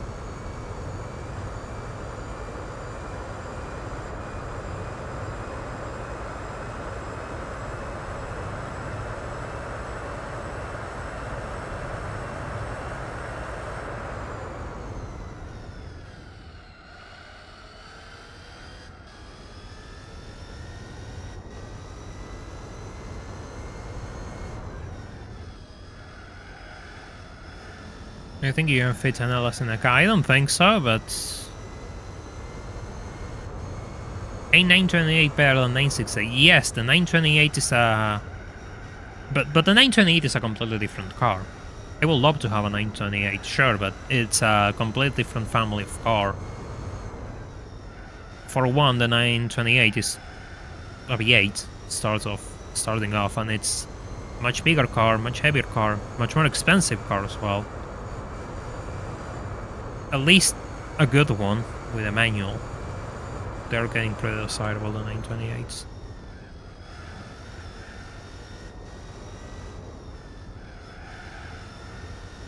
Any 928 with a manual is going to be pretty expensive nowadays. There used to be a time where people just couldn't sell them off. Now people realize that there are excellent cars, and yeah. You want to know something interesting? There used to be a time where this channel had a different name, and I was testing things out. So I wrote an entire script on the Porsche 928. A script which was decent, I have to admit, and it's lost to time. And they would like to recover it, but it's nowhere to be found. It's completely gone. And I also recorded my voice and everything and made a video, but the video is also gone because I deleted it. But that will have been a pretty cool bit of information to work off and make a new video now that I can actually know how to do things. Oh well, Yellowbird lost media.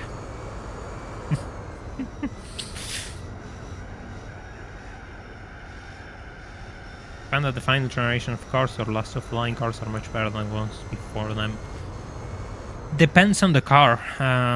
Because sometimes after the mid-cycle restyling, what happens is the fact that brands start to cut costs because the next generation is coming in. So that's something to keep in mind. The early cars usually have the first quirks that need to be sorted out. The mid of the range car, the mid of the life cycle of the cars usually they want to get.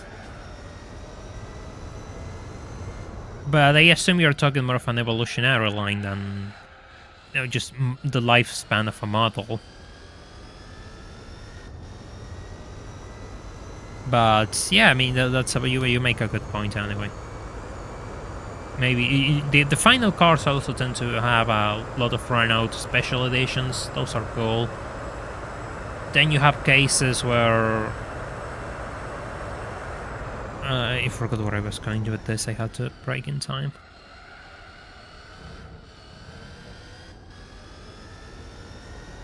Yellowbird philosopher? Nah. I'm not that. I don't like to be that sort of person. I do have a curious nature, though. That's for sure. I ask myself a lot of things about the world around us. But I'm not a philosopher type, I think that's kind of...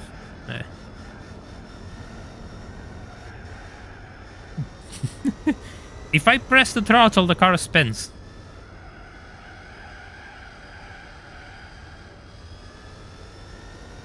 W211 facelift and improved everything. I don't remember the W211. I don't remember how it looked or anything. Or the specs of them. It's just...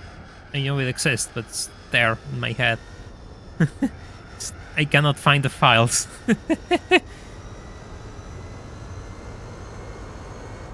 Final pit stop of the race, by the way.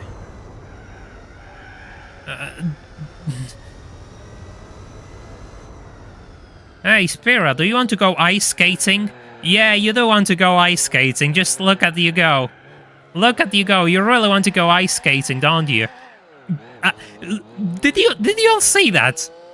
Did you all see that? The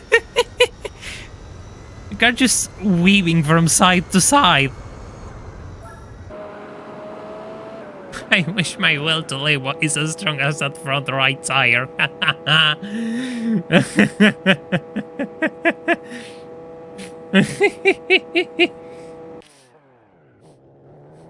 Oh, yeah, I wish I was the same, Drelux, 100%. Final stint of the race. Here goes nothing. By the way, if you haven't, I will appreciate if all 50 of you could left a like on the stream, so you'll be helping out the channel for free, and maybe this channel can grow even further. And maybe test a real Spirra one of these days, who knows. Is this randomized? Yeah, it's my Nostlog save file.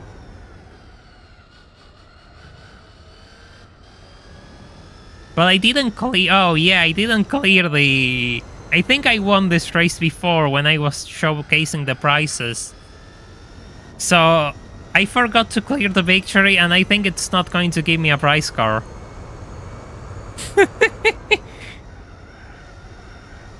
That happened. See, I'm not the clever... I'm not exactly a clever person, you see. If I was clever, I will realize and not make those mistakes.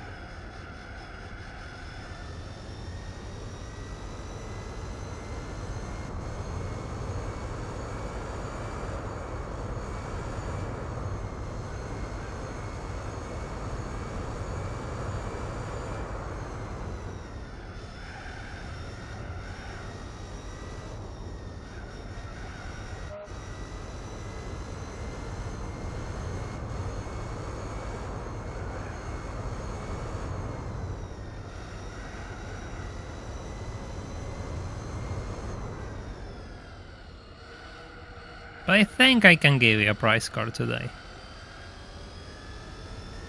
I think I can give you a prize card today.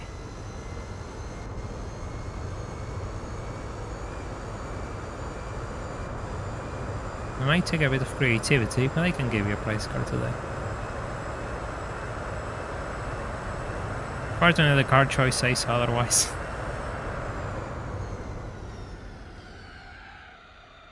A bit too late on the brakes there. If I maintain this, we'll be fine until the end of the race, so... I want to see if I can do the Dream Car Championship with this thing. It doesn't have the handling of the Opera S2000, which is the car the other car I did that challenge with. But it has really good pace. That's really good pace, so it has to be able to do something.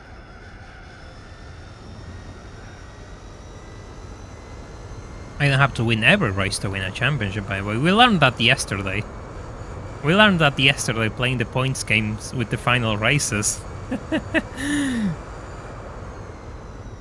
With the S13.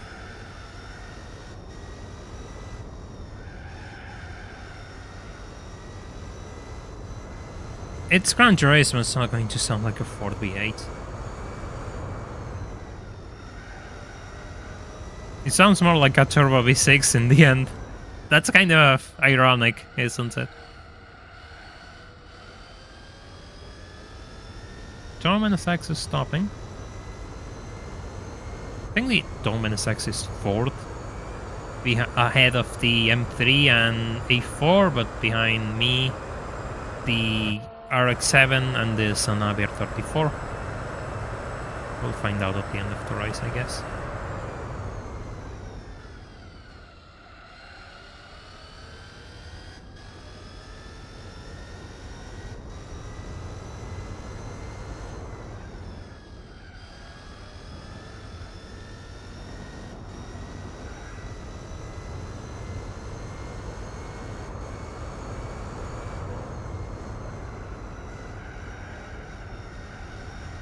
Yeah, but Forza Motorsport had the later one, I think, right? It had the all-in prototype, or not. I know it's there on Motorsport 2, but I don't remember which one is in Motorsport 2. I need to play more Forza. It's a shame that they are so hard to emulate. NSX losing to an RX-7, yeah, it's kind of weird. But then again, the NSX is 100 horsepower down. The RX-7 has 550, and yeah, it's going to run rings around them all, especially on the circuit, which is pure top speed. The 2006 prototype, the 4.0 is, yeah, it's still a V8. Still not the V6s. Yeah, this is an earlier car. GT4. I mean, it doesn't look bad. No, it looks good. Especially this one. I really like this design. But it doesn't look bad. No. Unless you add 4 doors. Unless you add 2 extra doors and it becomes a 4-door, then it looks kind of questionable.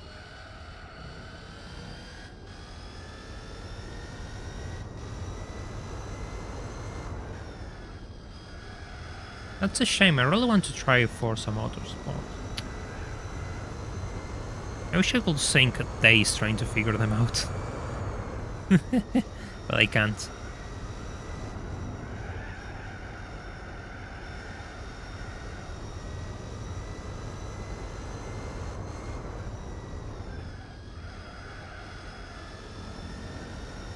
Yeah, I'm kind of on cruise mode because they stopped. They stopped. You know what that means, right? You all know what that means. Real question, is the 2-valve, the 3-valve, or the 4-valve modular? That's a good question, I don't know. They used to say, it just said that it's the same as the SPT Cobra from 2001. At least that's what I've been able to find, that they wanted to source that engine. There's something funny which happened, but I didn't trust the sources, so I didn't say it on the video. It turns out that, of course, there was a rumor that, oh, stop brake tapping controller, that I did say the part that there was a rumor of Protomotors building cars when they weren't. But what I didn't say is that there was another rumor that, according to some media rumors, the fact that they built those cars and they didn't have the engines because Ford stopped producing the modular 4-valve. But I don't know if that's not even true. I don't think that's true. And second of all, if they weren't producing the car, why will it matter anyway? So I didn't add it on the video. But I thought it was pretty funny.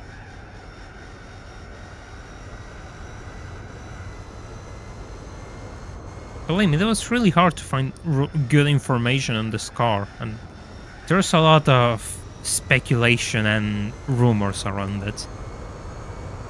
Lots of it. It was hard even to find information in Korean, so yeah. Kind of a shame, really. What's that ahead of me? Probably the M3 again. No way, it's the Sanabria 30. There's no way it's the Sanabria 34. You're joking, it's the R34. I'm going to lap one of the fastest cars on the grid. Let's go.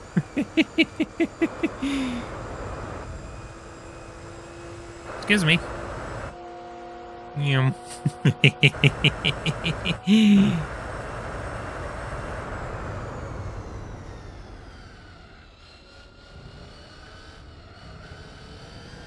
Oh, the Mercury Marauder. That's a cool car. It's kind of burnt out by now, but it's such a cool car.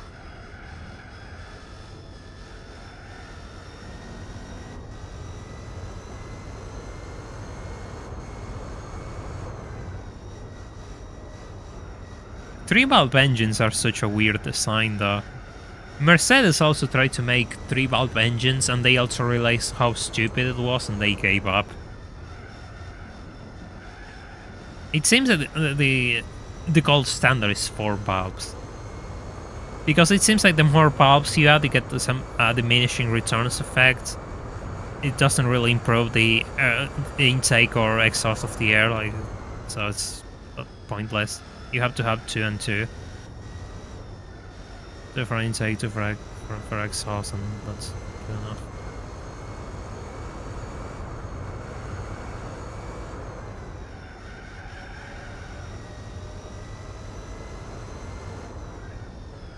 Does the Spirra even have a Wikipedia page?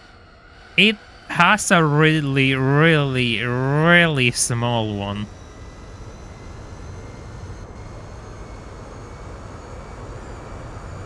You know, what makes you think that I can make a living reading off Wikipedia? I'm not that privileged. I can't.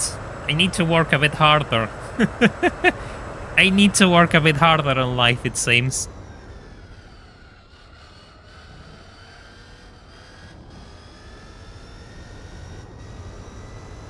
I wish it was that easy, believe me, but it's not.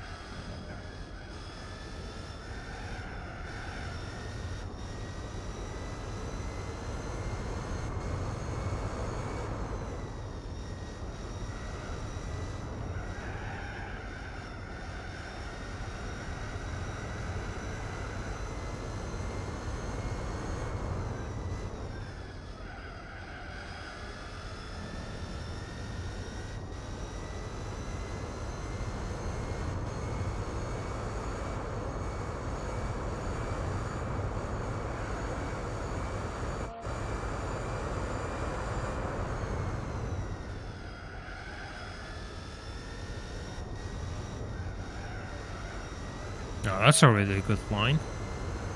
That's a really good way to take that corner, actually.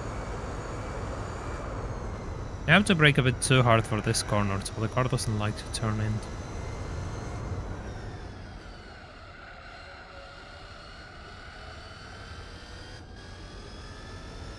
Hi Pasta, welcome to the stream, hope you're doing well.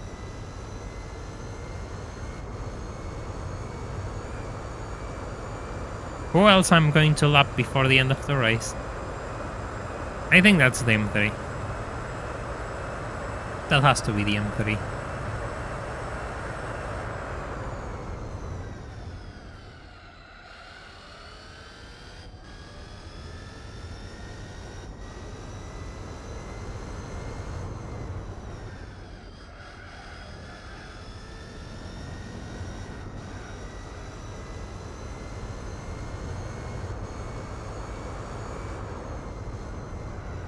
That is the M3. I'm surprised because the M3 GTR in real life was so absolutely broken that it destroyed the events where it was in and it had to be banned. Then again, it was a really, really generous interpretation of the rules. But meanwhile, in GT4, the car is doesn't have enough downforce to be competitive with the higher tier cars, so yeah. Which is a shame. I feel like they have been really unfair to the M3. Thank God you cannot see the decal, so I can't make the joke. Thank God it has original BMW parts on my right. Who knows the atrocities that non-genuine BMW parts will be, or do to your car. Yeah, it drives like a rear engine car. It's a bit understeery and... but once you get used to it, I think it drives really well. I have no problems with it, to be honest.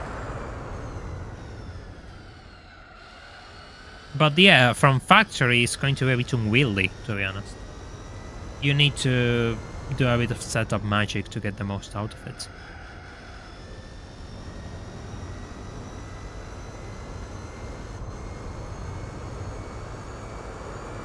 Final lap of the race, by the way. I didn't realize. How many kilometers? 300 kilometers on the clock?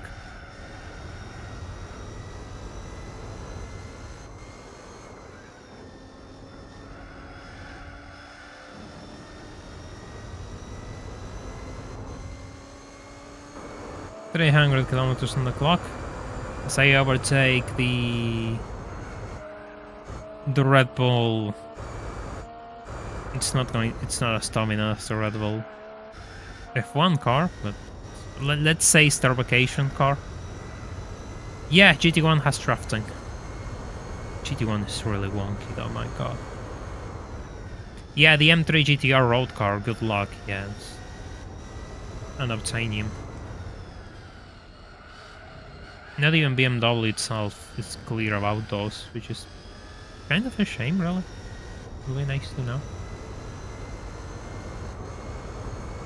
So, it is possible. The Spirra can beat the 300 kilometers of Tokyo. Crossing the finish line, let's go. Race is mine. The race is mine. It wasn't that easy, though. It wasn't that easy. Takes a bit of effort. Like everything we're doing in this life.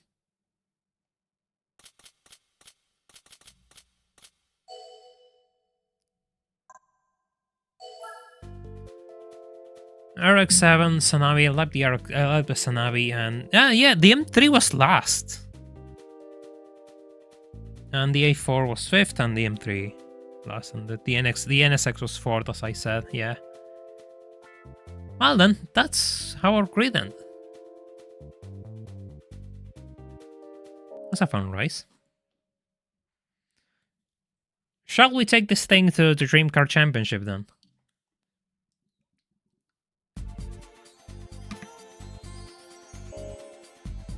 Shouldn't take that long to complete.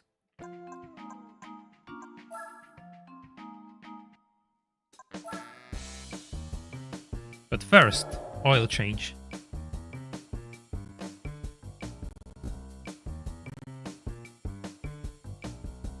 If you just joined us, I will appreciate if you could leave a like on the stream so we can bring this to much more people. We're going to the Dream Car Championship right now, which is going to be a bit harder than that endurance race, it seems.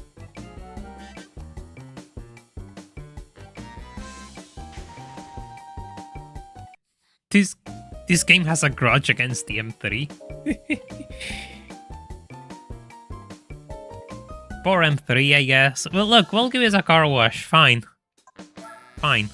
Give it a car wash. Spin. Doesn't have any function, but I like things clean. I like things clean.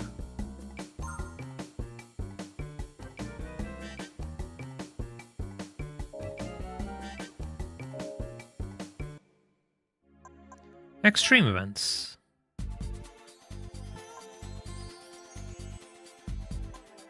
Ah, yeah, we did that. We actually did this for my... At the end of my Nuzlocke. The car does anything? The car wash doesn't do anything outside photo mode, it seems. You big smoke. Nah, but I will probably need to grow... I probably need to become a white body version of Yellowbird to become Big Smoke. Hey, look, it's the RX-7 again.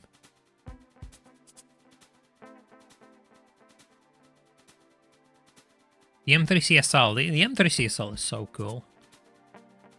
There's a company which even manual swaps the M3 CSLs right now. I'm going to see if I can do this without qualifying.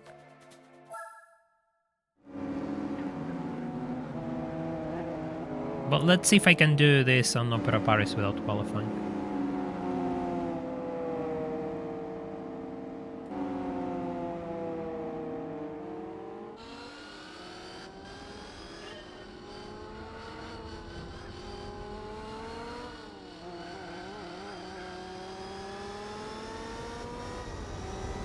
I will pull the NSX. Yeah, the Impreza Super Touring is, yeah, it's a brick. Let's put it nicely. It's not a good car. Thank you for dropping by, Trollocs. I don't want to crash into that wall. Fair lady said. Don't make. Look, if we're going to play bumper cars, I'm going to win in the end.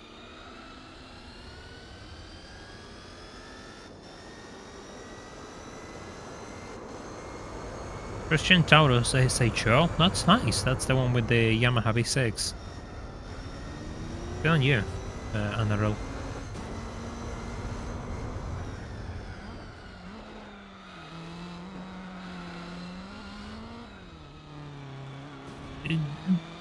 Sure, fine. We're making contact, that's fine.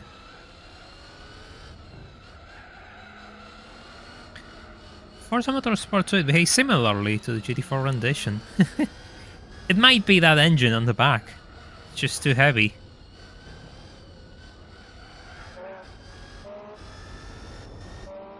Model RB8 isn't exactly a light engine, if I recall. Maybe I'm wrong. Pretty sure all of you can correct me if I'm wrong.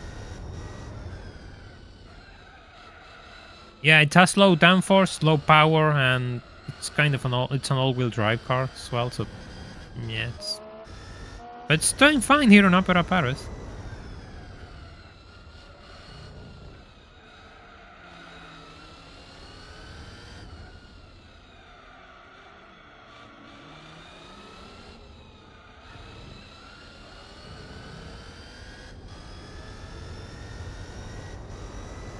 Fun car to drive, yeah. I hope it serves you well. Alright, Tally, thank you for dropping by. Have a good night.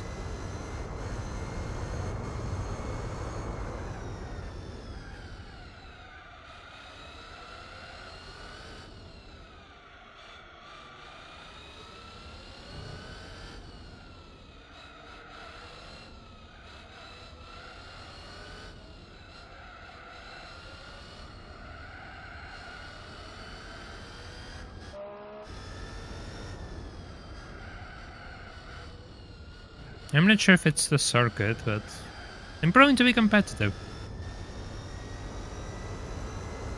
Oh yeah, this is a really narrow track. It's literally a roadblock. Got caught in a bump and the car spun out.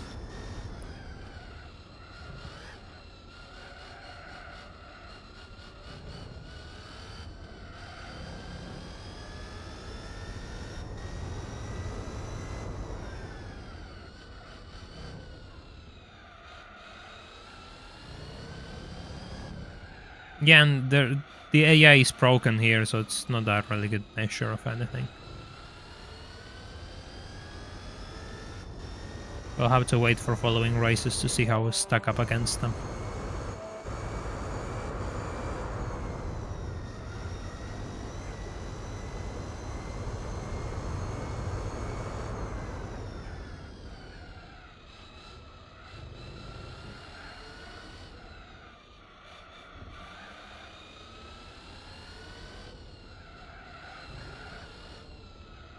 You know, I used to hate this track, but once you start driving it with more reasonable cars and not LMPs, it's a fun circuit. It's not bad. Of course, you need to... LMPs are just not... Oh, there it is. The LM Skyline went through. Well, more like went through. It just probably pushed through the Impreza in a questionable overtake, but we'll look the other way. If you all look the other way when I do questionable overtakes, we'll ignore the AI. The Impreza has less power than the RSC. Interesting.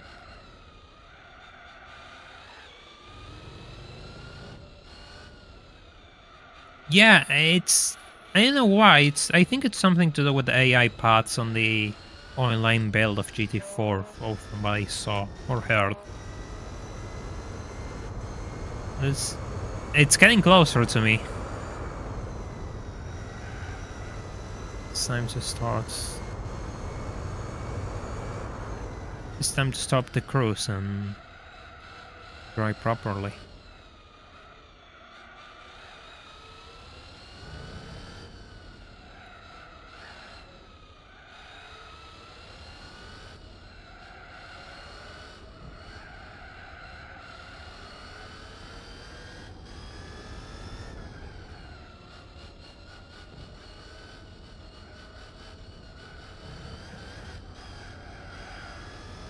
Yeah, never mind, of course, it's just going to slam the brakes there, and I'm not going to get an accurate reading on how fast they are.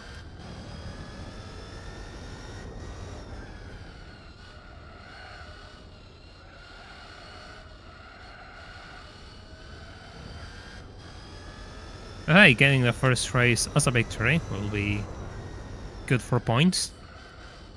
Absolutely.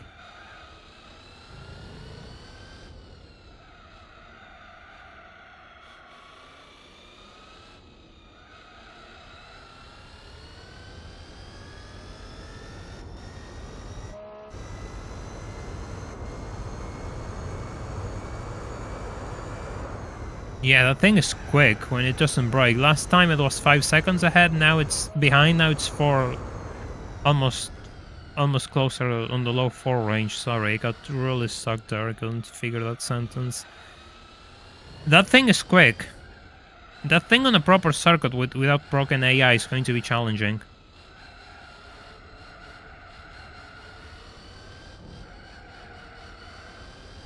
It's even faster than the RX-7 probably. Yeah, it has a 7 speed in here as well, the GTR LM. Quite a quick car.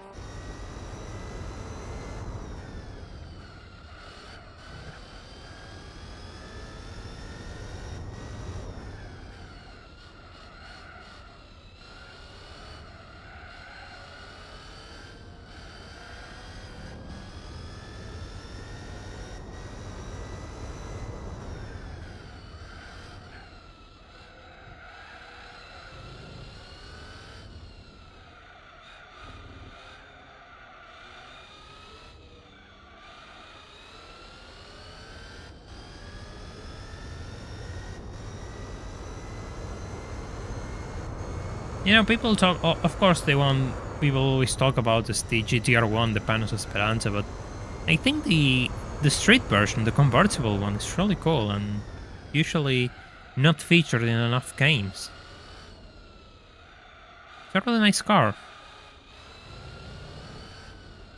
Yeah, it's 620 something horsepower, yeah, it's pretty powerful, but it's also pretty heavy. It's heavier than the Spirra for sure, and it's much bigger. Wider tires and everything. It's really, really wide tires. I think it has the widest tires in the entire game, if I recall. Or thereabouts. It's really close to being the car with the widest tires in the entire game.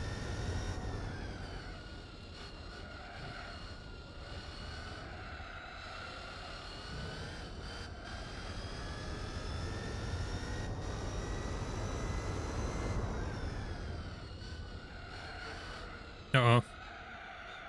Speed bump.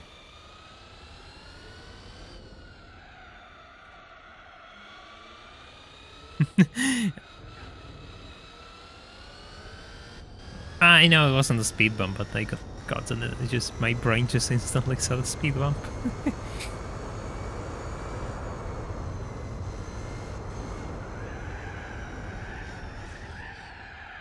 Uh-oh. Uh-oh. Uh-oh.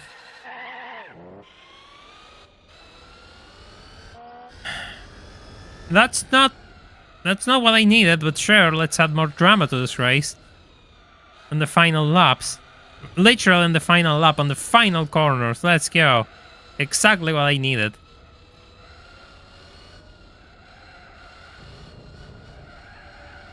It's not a good day if I'm not scared of not beating a car or race. Most cars in GT4 that have more than 6 gears don't really have setups that allow to use the 7 gears effectively. Yeah, that's kind of tragic. Okay, Opera Paris is mine. I won. So what's next? Race number 2 will probably be the real test.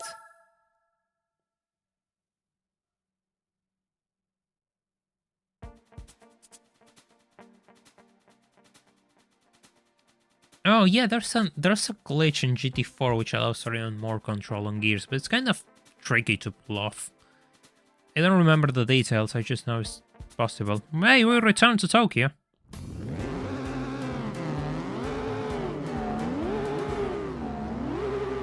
Maybe I have to use mediums for this. I don't know, we'll see how good I am.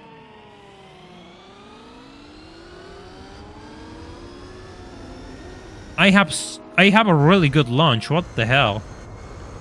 Why do I have such a good launch compared to them?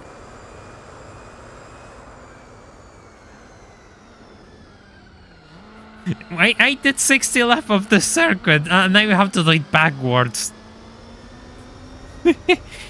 Yeah, my brain is going to be really confused after being almost 2 hours on autopilot on Tokyo Route 246, and there's the GTR, Jesus.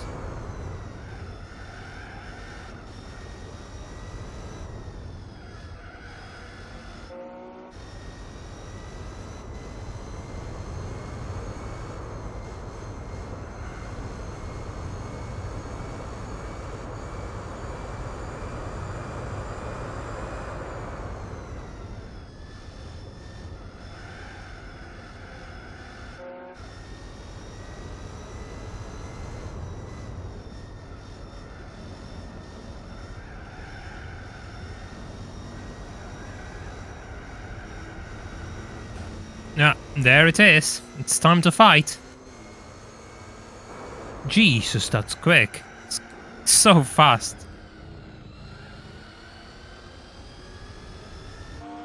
And the... It's going to be a Nissan 1-2 then? Don't crash into me.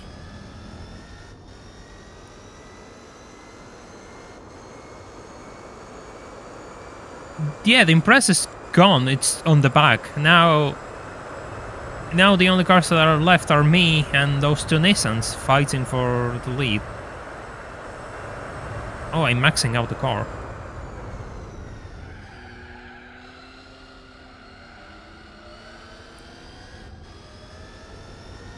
Time to play chase, I guess.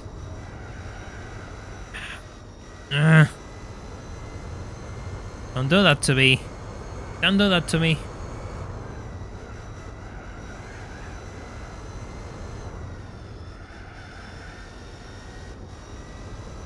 I'm approaching the GTR, which is good.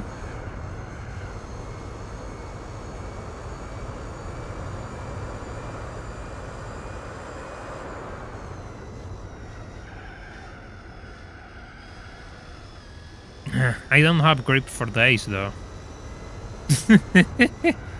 Impreza might have grip, but I don't. That GTR, it's getting away from me. Then again, it's Tokyo route on reverse. It kind of sucks.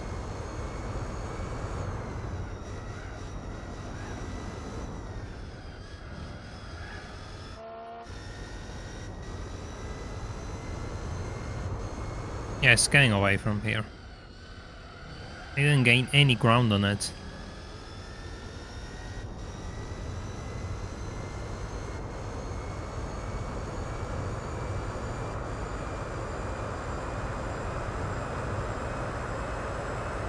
Man, I didn't think the Impreza LM was that good.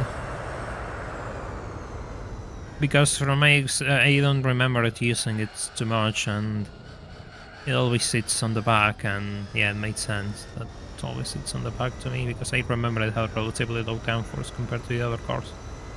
Especially front downforce. That 38 front downforce is almost like a GT wing car. This thing has 30.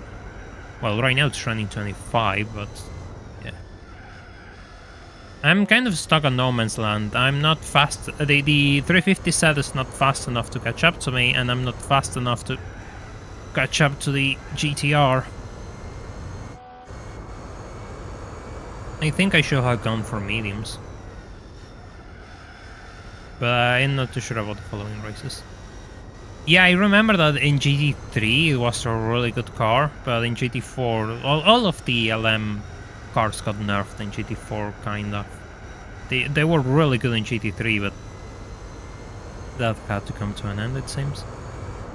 I'm not winning this race. I can already tell you that much. The GTR is gone.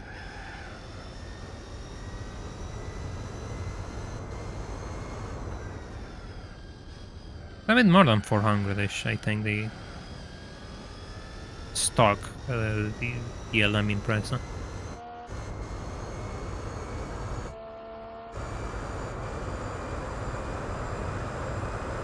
Yeah, the Altezza has it really hard, and in GT3 it wasn't the best, and now it's just atrocious.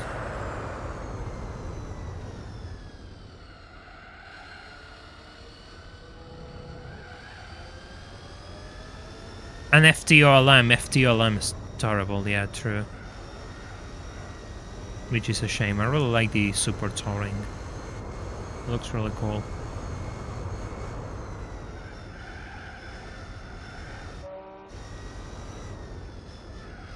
Should I go with mediums for the next races? I think I should go with mediums. Like, my god, I'm 10 seconds behind. Then again, I kind of gave up already. I'm just trying to defend my second place, so I minimize damages. I know that I'm not catching up to it, so I'm not going really fast. Well, I was going a bit faster on my endurance attempts. My best lap here was 138. It's the reverse variant that things are different. It's not the same circuit, and people think that it's the same circuit. It's not. The way you have to take the corners is a bit different.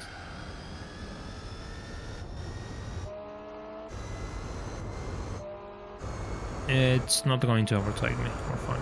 I'm pulling out. 13 seconds behind! Well then, there goes my optimism, I guess.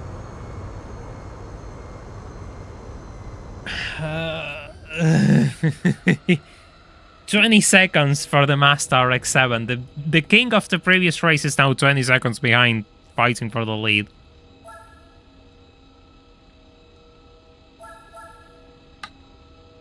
And me and the GTR tie for points, and of course I'm second. Of course, the AI always gets the advantage on a tie.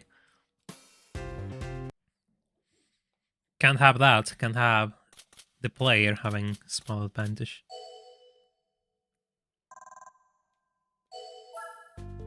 Next race.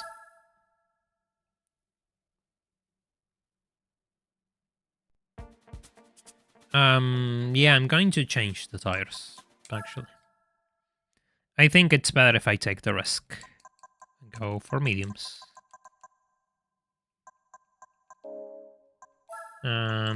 Just in case, because the car keeps pulling, I'm going to do this.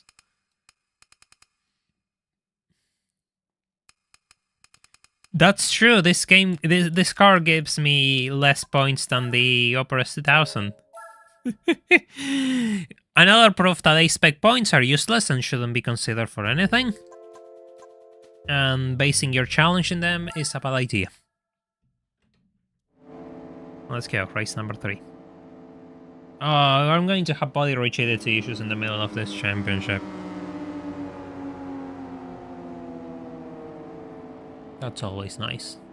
I should have built a new car and copied the setup.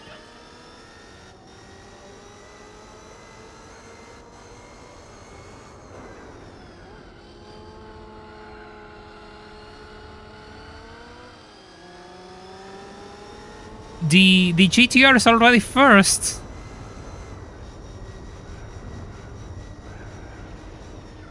What the hell? Get out of here, Nissan. I have a GTR to chase. God, let me through. Let me through. Thank you.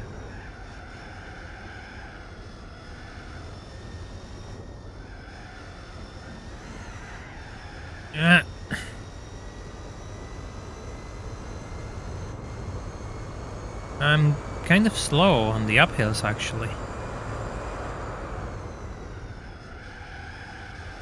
You know, I slowed down too much for that. I was kind of...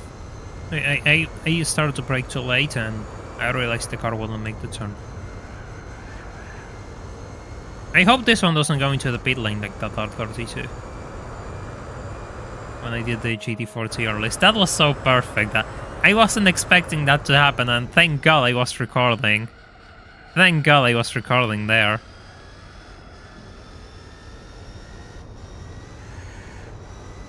Wheel spin? Okay.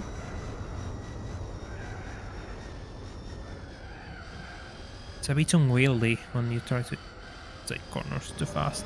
But I'm gaining on it. That's good. I'm good. I need to keep pushing. If I keep the space, I'll be fine.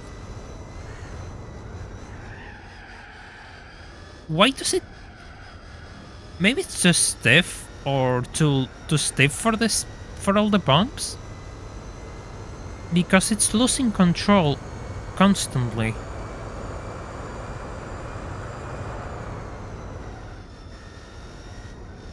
It's a bit unwieldy.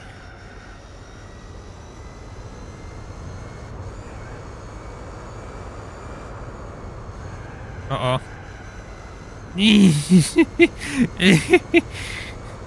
Saved it. We're still in the fight, we're fine.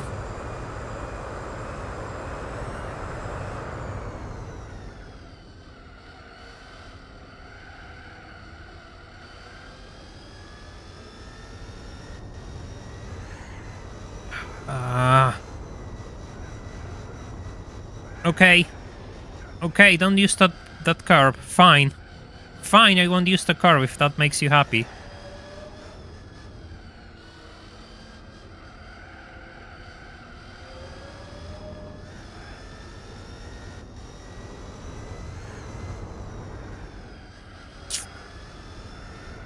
I swear, each time I'm able to build a bit of speed, I get caught in bumps and the car just goes wherever it wants.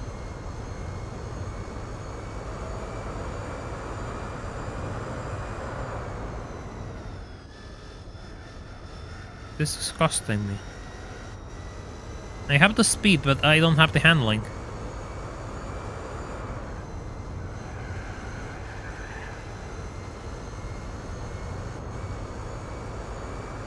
Was I faster on this lap?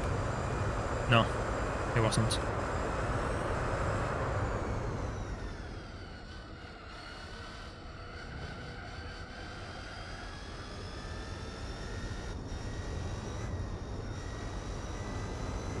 You can use that curve, no? It's gonna go straight.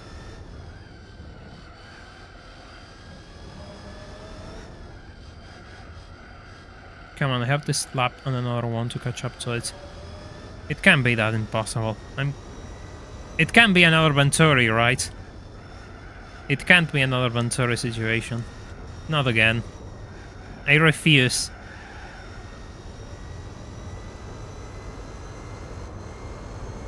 I totally refuse to experience that again.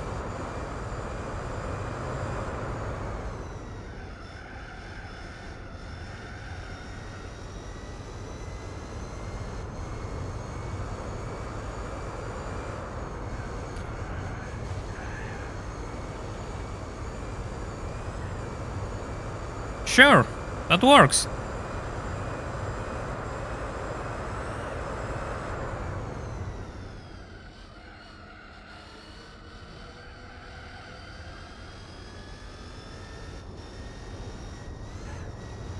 Yeah, it has less downforce, the GTR alone. Ah. Okay, this is possible. I know that's possible, so we're going to try this again.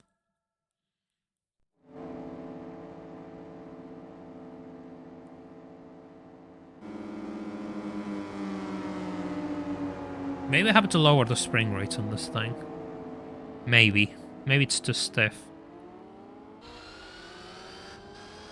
It's just touching all over the track and it doesn't like it. Maybe I should lift it up a little bit.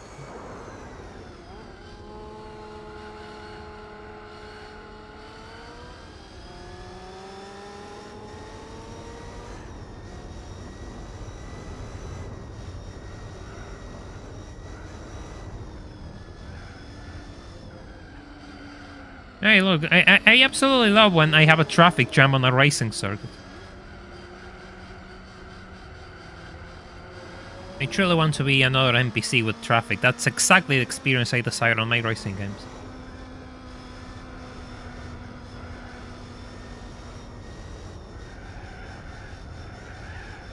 All that you need is a green, a yellow, and a red car all together on a pack, and that's all that's missing.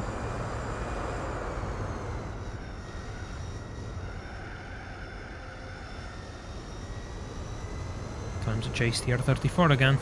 The GTR concept. It's not an R34. What am I talking about? Multi-class racing experience. Yeah, 100%.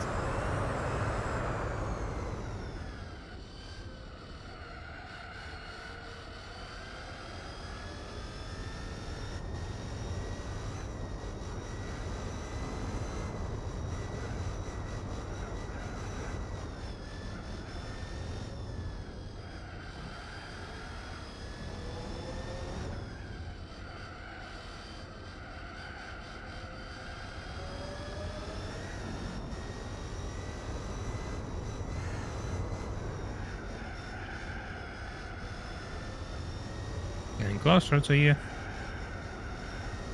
He's gonna get away from me in the straightaway. He just didn't have enough power. It feels kind of sluggish in the straightaway, I'm not gonna lie.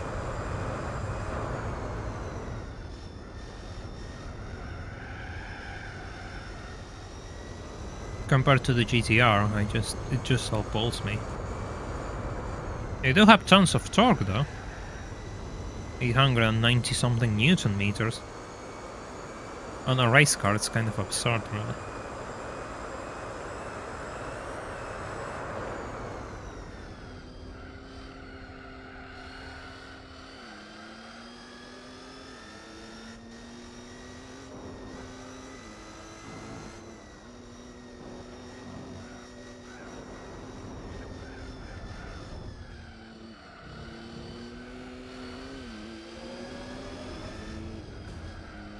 Excuse me, I want to get through. Thank you. Thank you, GTR, for letting me through. It really is much better when you just don't crash into me or something like that.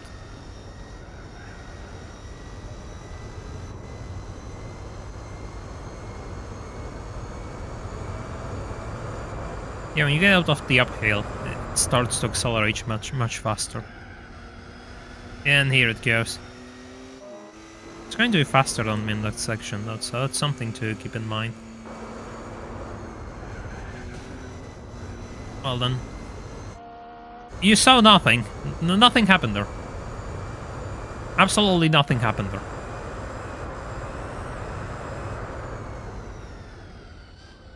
I didn't push the GTR into the grass. No.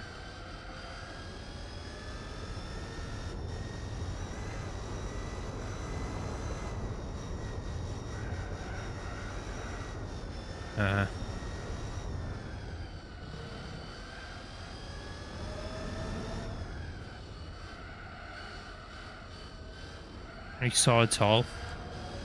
Of course you're going to judge me.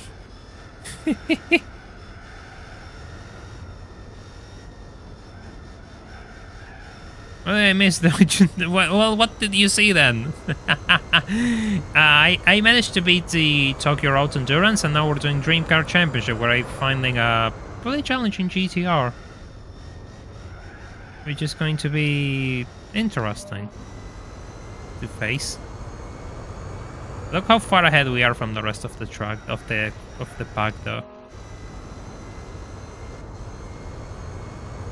I keep taking that corner wrong because I don't really trust the car. You're not getting through.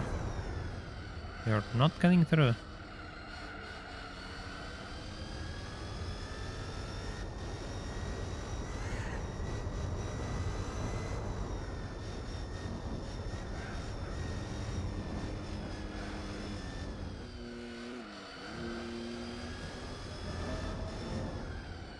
Me and the GTR are on a tier apart, it seems.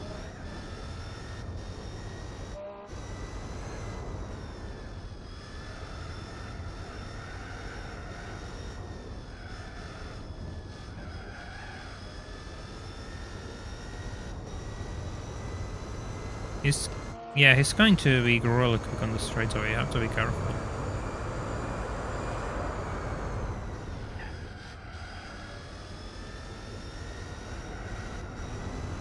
No! Seriously!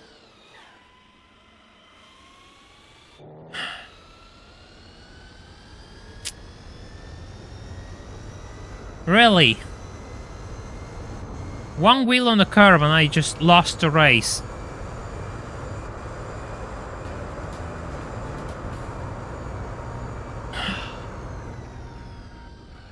That's so stupid, really.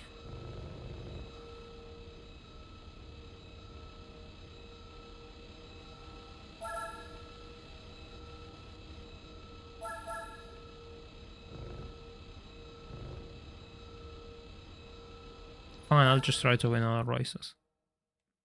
Fine. I guess I'll have to try and win other races then. That's so frustrating. I could... I'm not going to beat it at Seoul. Not unless I qualify.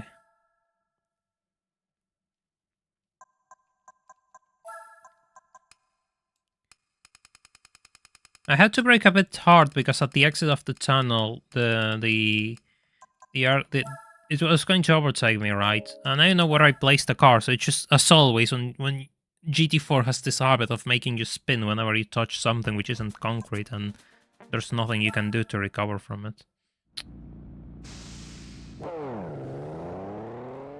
Hey, it's home turf for the Spirra.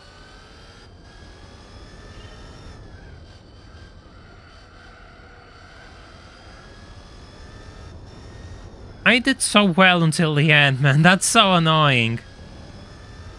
So annoying.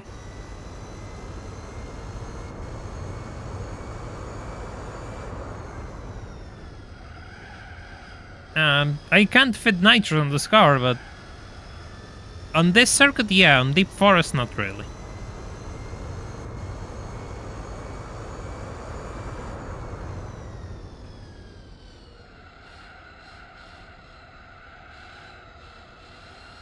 Hey, look, at least there's Protomotors advertisement on the track.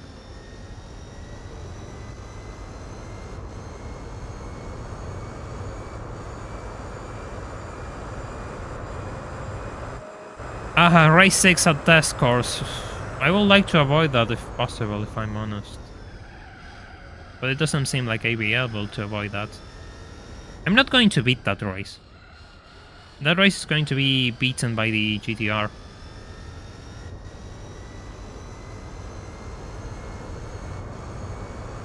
Okay, I'm first. That's good to know.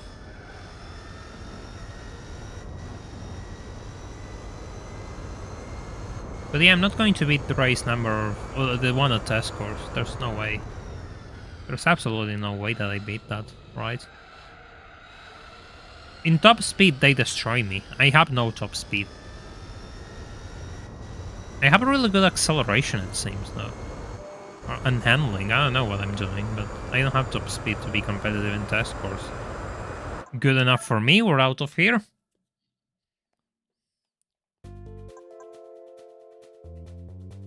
Hey, the 350 set is second. Huh.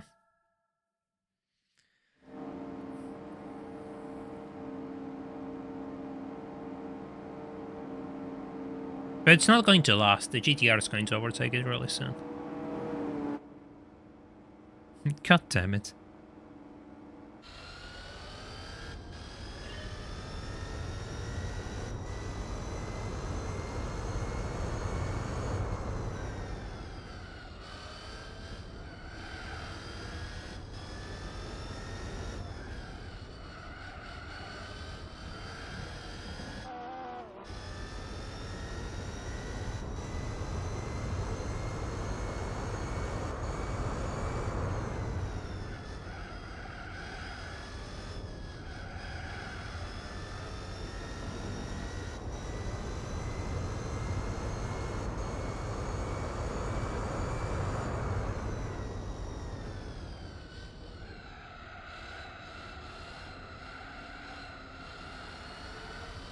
Yeah, 350 cell has similar power, that much I know, but I thought it was worse.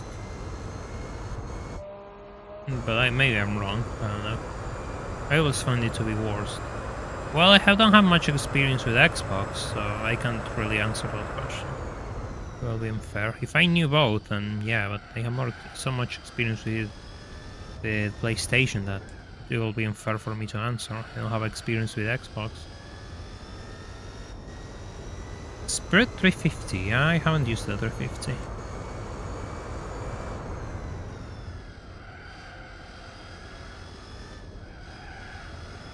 This one, it is worse, just not by much. Okay, yeah, makes sense.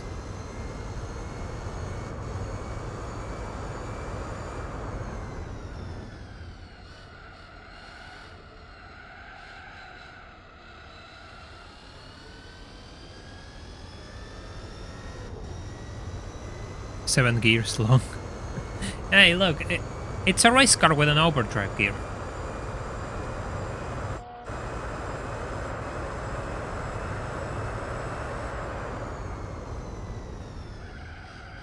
It will be really good for points if it doesn't overtake the 350 set, though. It'll be really good for points if it doesn't.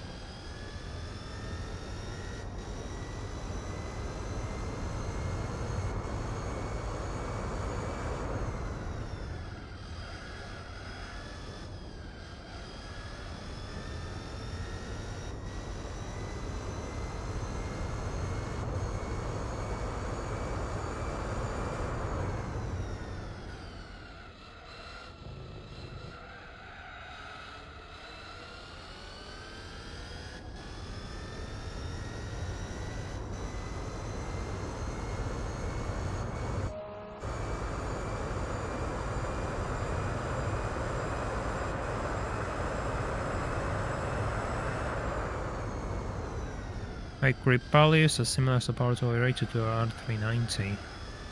Interesting.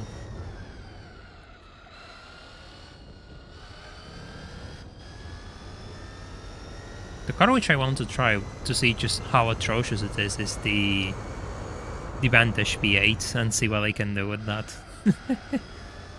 It'll be fun.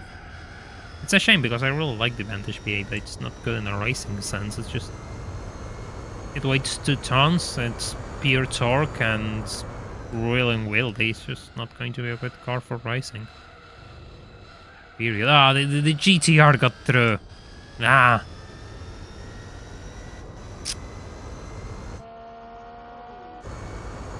And he's far ahead by a wide margin. What the hell? What happened there?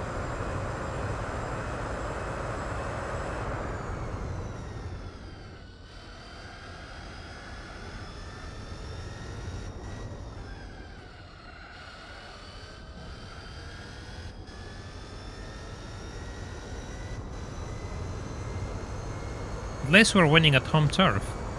That's good for the Spirra. Only if they knew that it will take 5 years more for it to start selling.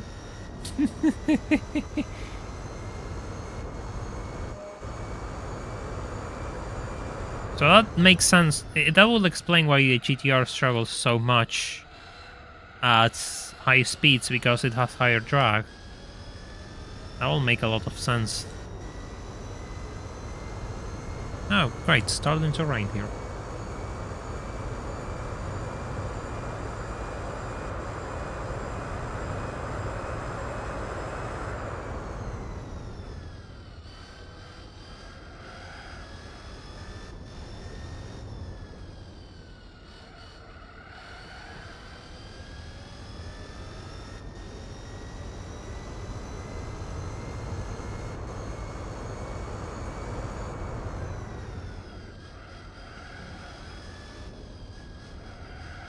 Schrodinger's production car. Yeah, quite literally.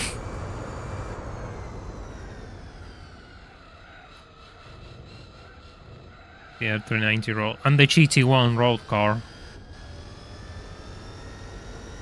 And the BMW M3 GTR, which, well, that one got produced, but they, like, 10. And then they got 3. I don't know what happened there, but it doesn't even exist, let's just put it that way.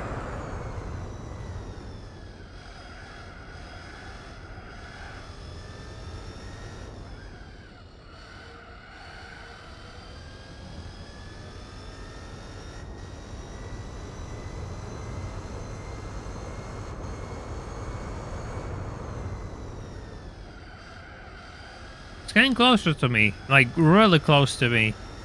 It used to be 6 seconds behind, now it's 4. Lessard is going to... Oh, so I have to think that Lessard is going to be a loss. Oh my god, it's even quicker. Lessard is going to be a loss and Tesco is going to be a loss, right? I will have been good to win those early races, wouldn't it? The crazy thing about the R390 is the fact that the 97 car, the original prototype which Nissan owned, it got reformed into the 98 longtail version. So there's no 97 version, like the shorter tail version in the world. The only one got modified to become the 98 spec. I think it's Lessard 2, right? Oof, Hong Kong. I'm going to classify for Hong Kong. Or qualify, not classify, what the hell. You can't speak. This is where I took the thumbnail for this stream and the latest video. Hong Kong has been giving me good pictures lately.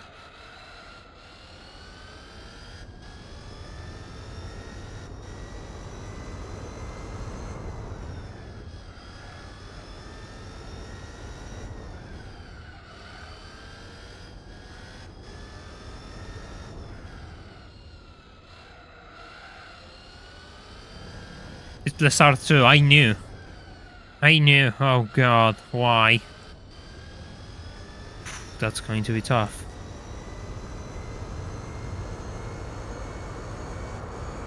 I can't draft if my opponents are faster than me and they leave me behind. And I think gearing is probably going to be a bit of an issue too. We'll see how many races I can win before then.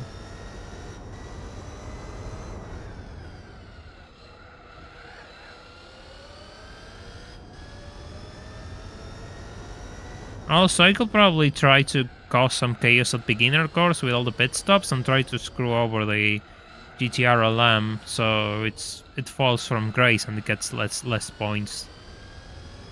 That could be useful.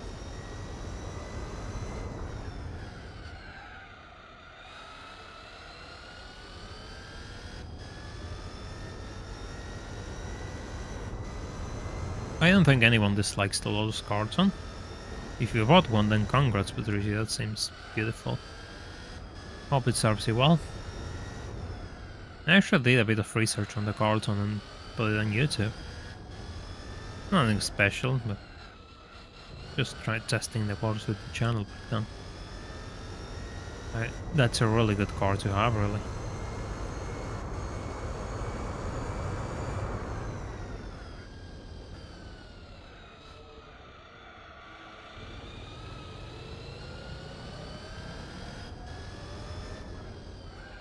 Can bonk the GTR. Yeah, I could also do that if it comes down to it. True.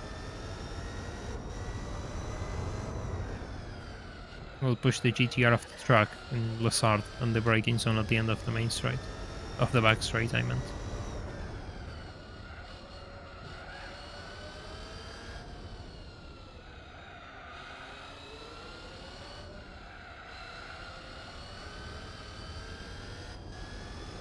Yeah, 125 seconds ahead, Jesus.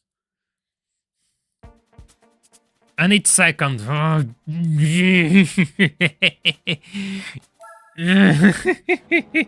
You really know how to make me angry, don't you? GTRLM. You really know how to make me angry.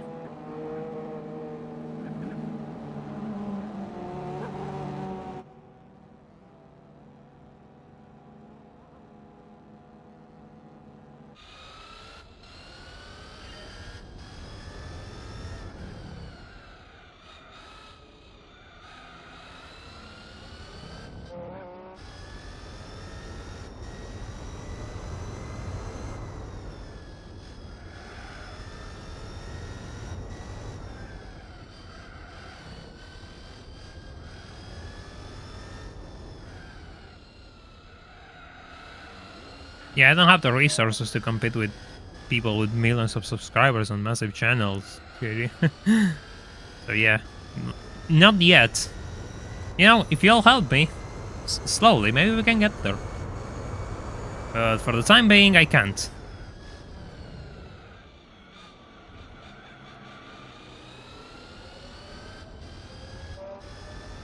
Yeah, watch someone else make a video on the Spira, and the people who write his scripts watch my video, and of course, don't credit me, and once again somebody steals all of my research, like it has happened already. Ain't life great?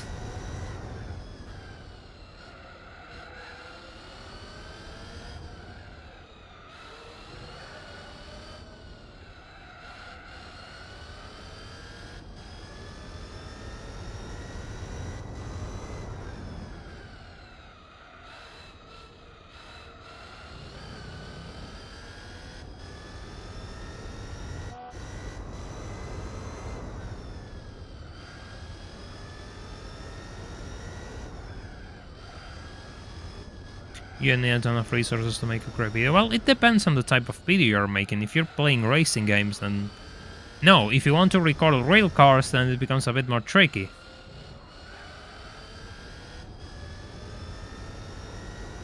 Well, I mean by resources, just the fact that you're able to source cars and drive them, up the cameras, things like that.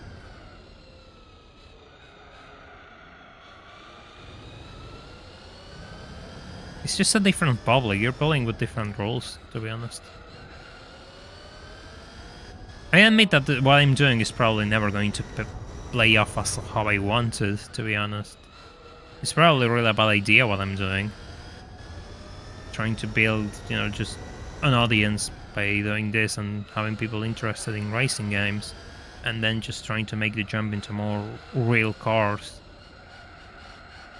Even if I had the numbers, then it just, the costs will be completely different. The requirements are completely different, but you know, there's something in my mind which tells me that it's a good idea for some reason. Nobody took me seriously when I went and knocked on their doors to ask for interviews or anything, so...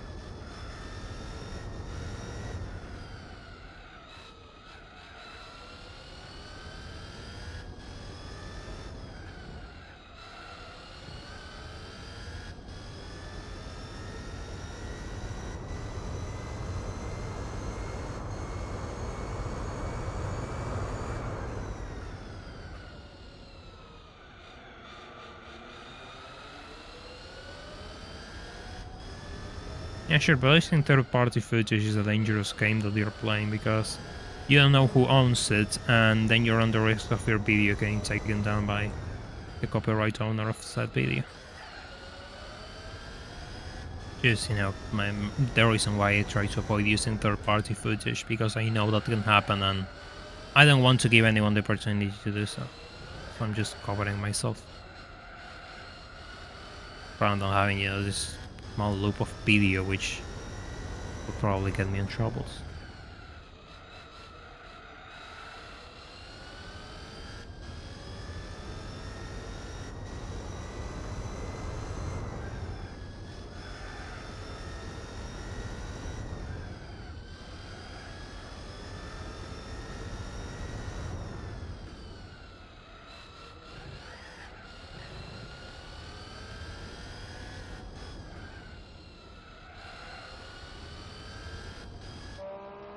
I am going away from the GTR, which is good.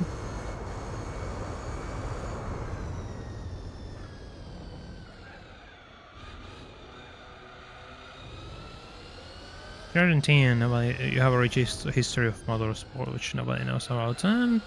Kind of. There are a couple of interesting things here, but I don't think it's that interesting at the same time, really.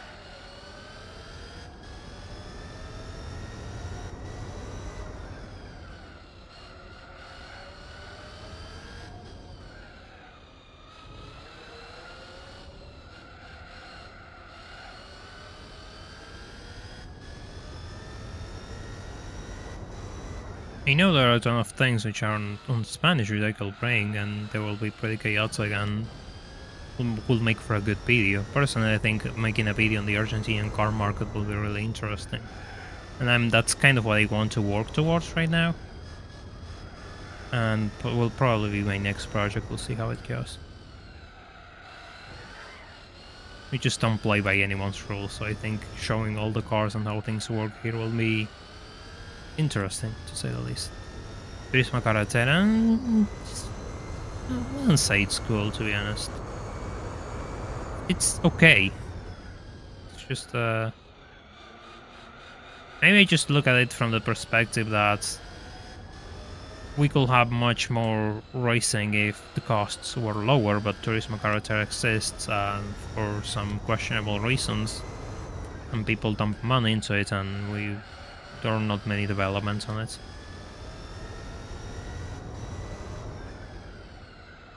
It's not that interesting to me, to be honest.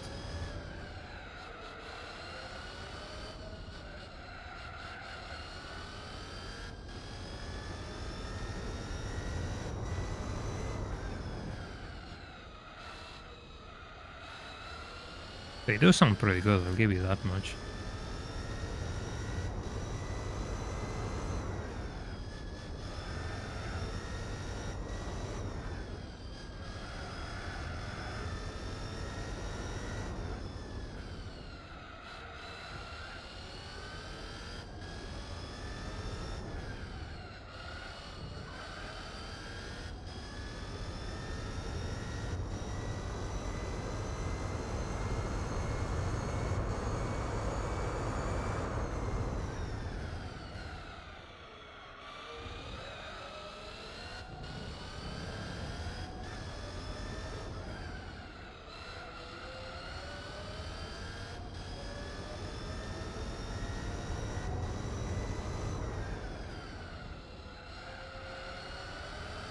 I need to make sure I can afford to lose... Well, test course is going to be 100% a loss. There's nothing I can do about test course, I think. So I guess I'll have to race there and minimize damages, because I don't know how far I'm going to be.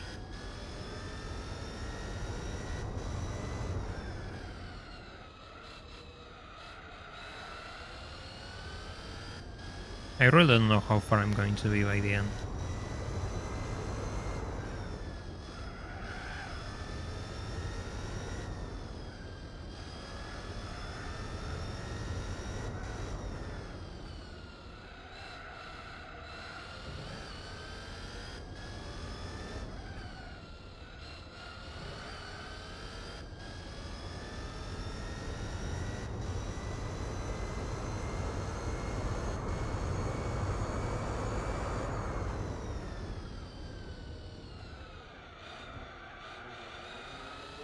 Yeah, GT4 sounds never disappoint.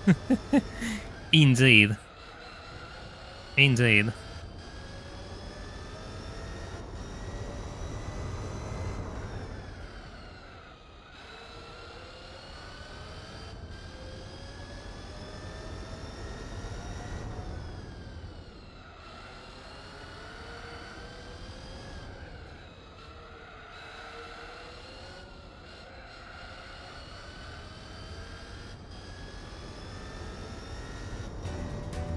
Okay, let's see those points right now. I think the next one is test scores, actually.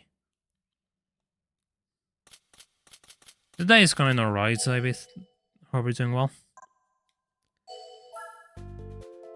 42 to 38.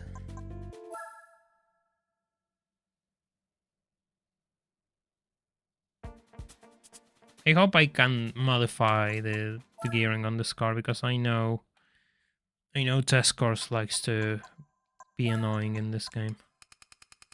In this builder randomizer.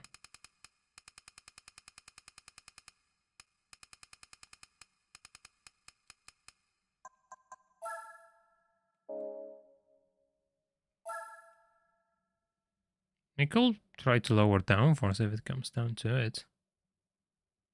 Nah, it crashed. It crashed. It crashes the emulator if I try to change the settings on test cars. I swear to God.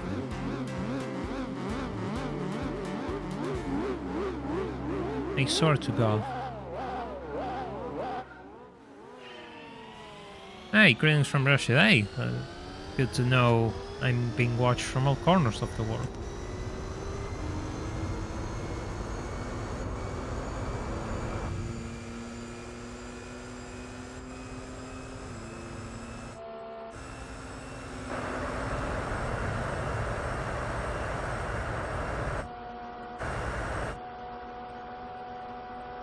Okay.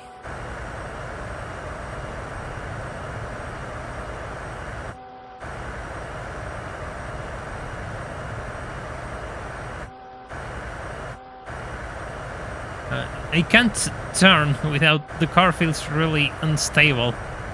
The car feels really unstable in here. Oh, the GTR LM, yeah, it's the 350Z actually in here.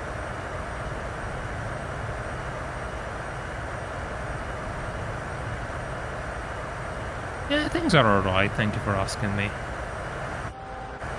Just putting the Spirra through its paces after making a video on it.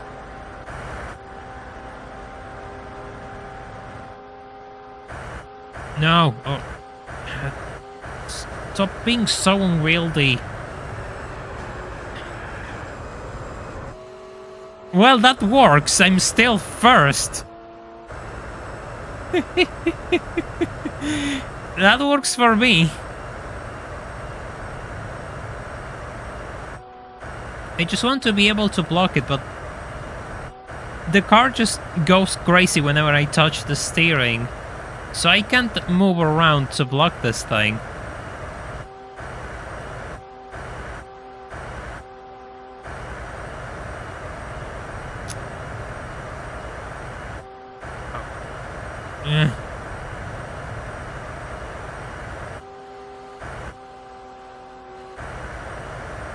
Okay, fine, I'm first.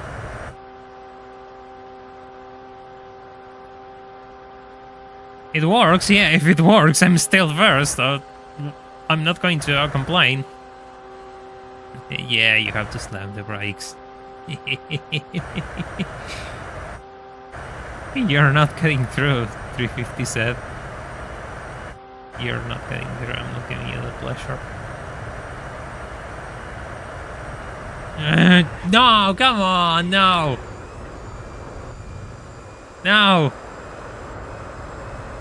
The car just flipped on me. Who's behind me? Oh, it's the LM, an NSX. I lost first place. I lost obviously the car was going to snap on me sooner or later. No, I hit the limiter. If only I could touch the gearing, right? If only I could touch the gearing on this car without the game crashing on me like a normal game.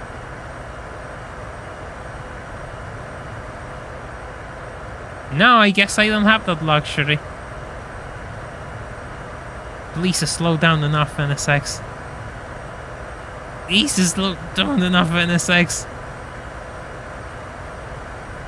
Yeah, at least it's the NSX and not the GTR. Yeah, that works on points. No! Stay third. Stay in third place. That's where you belong.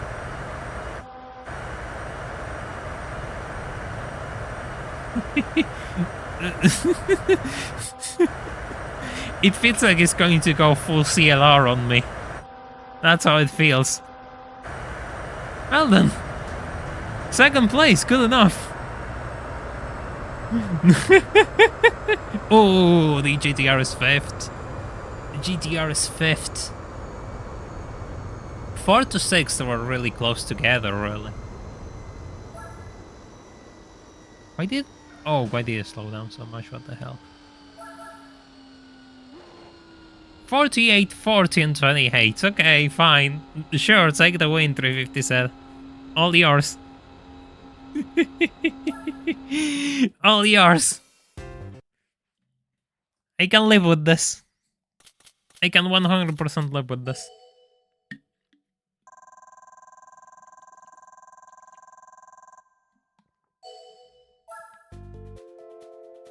Yeah, that's a good split on points.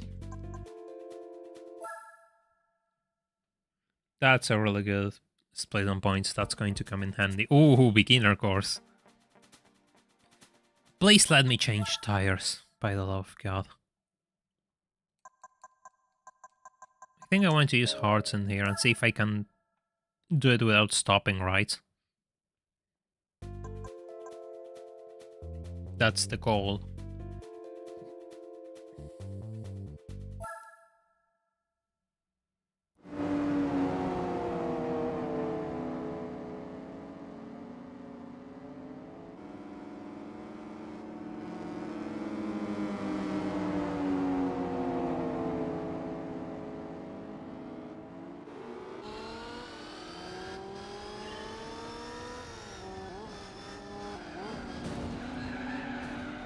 I will try to push the GTR into the pit lane 100%.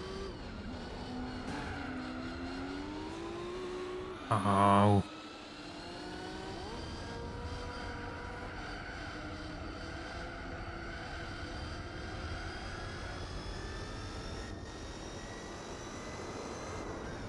It's kind of hard to drive in this circuit because it's really narrow and these cars are really wide.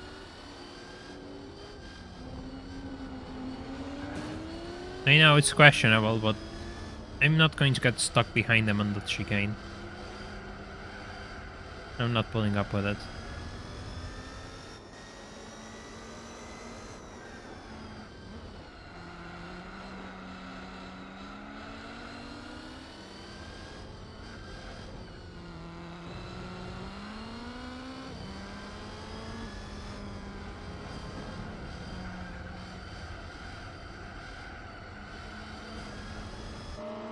You're not going to push me into the pit lanes, Impresso. Why? I have no idea. Ask Polyphony what they were smoking at the time. Maybe Japanese crack hits different. I truly don't know.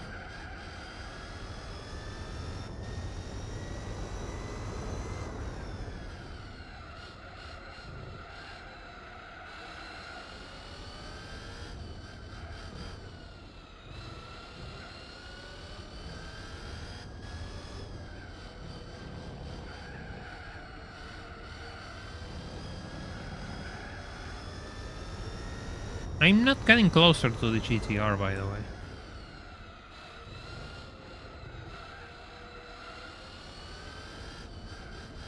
Maybe choosing hard tires wasn't the right play. We'll see how it goes by the end. I know the GTR has to stop though. So we're playing the long game, I guess. Waiting for it to slow down.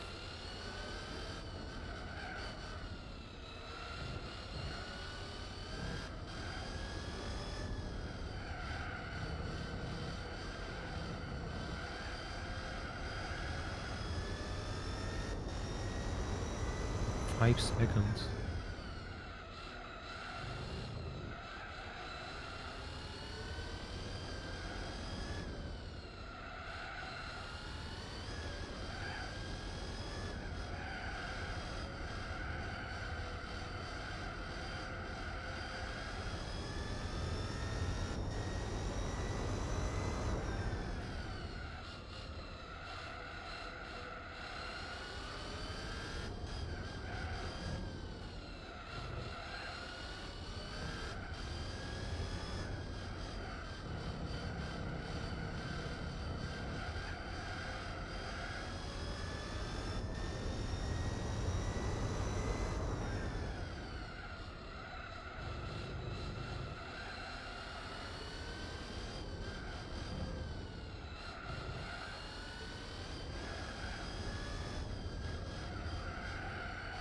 You know, I really have to question why somebody decided. I really have to wonder why and ask why somebody thought it would be a good idea to do this race.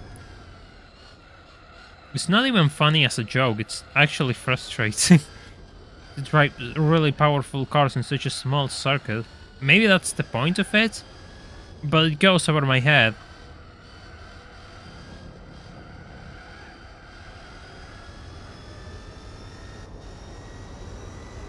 I lost so much time on that final corner.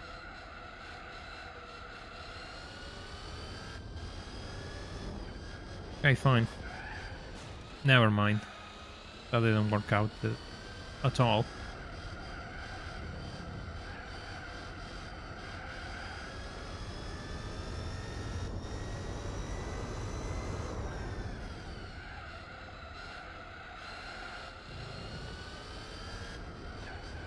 Sure, spin your wheels, Spirra. Sure. If that makes you happy, then be my guest.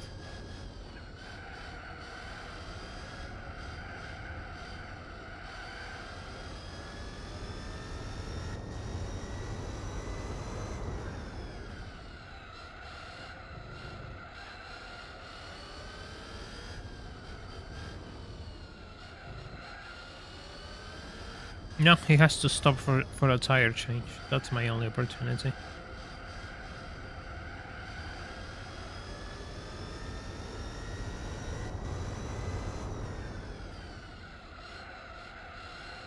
Because I know he has to stop sooner or later. They stop really late though. All cars on the grid.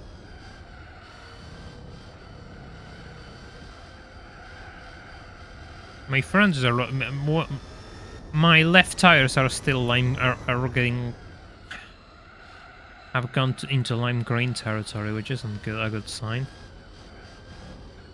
But yeah, traffic might help me to catch up. And... yeah, the rest is the tire.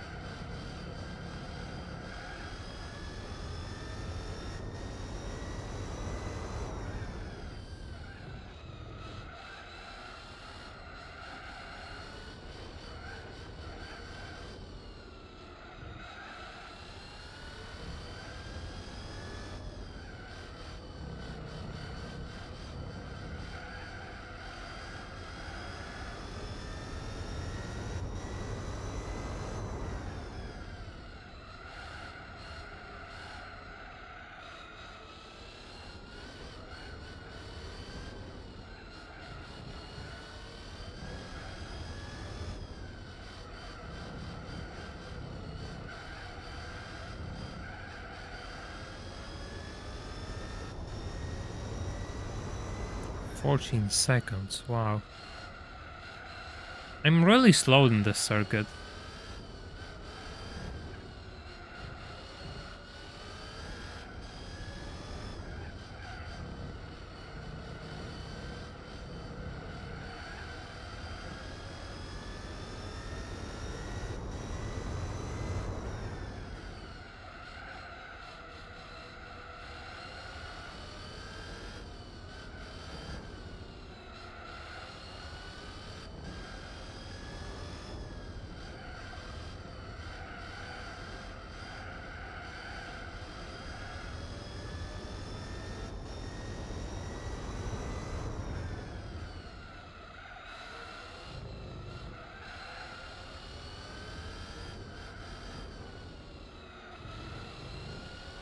Six laps to go.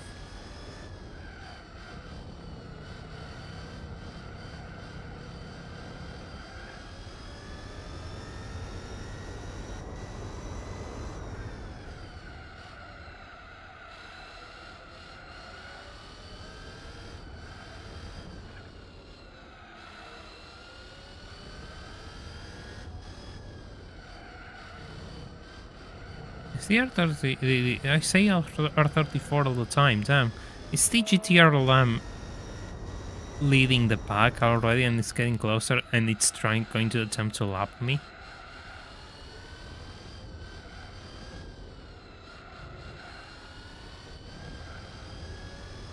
I could wait for it and try to push it into the pit lane.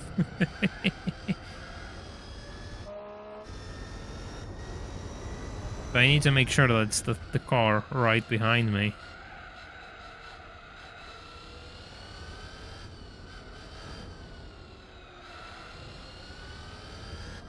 Super touring impresses stopping. Stop number 1.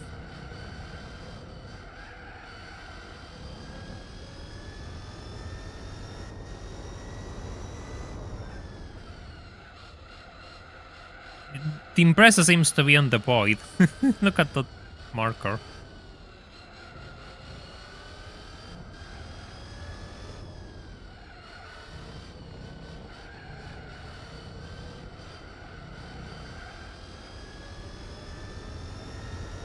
If the GTR doesn't stop, then it's not a good sign.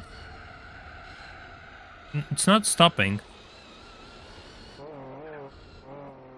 Yeah, here it is. There it is.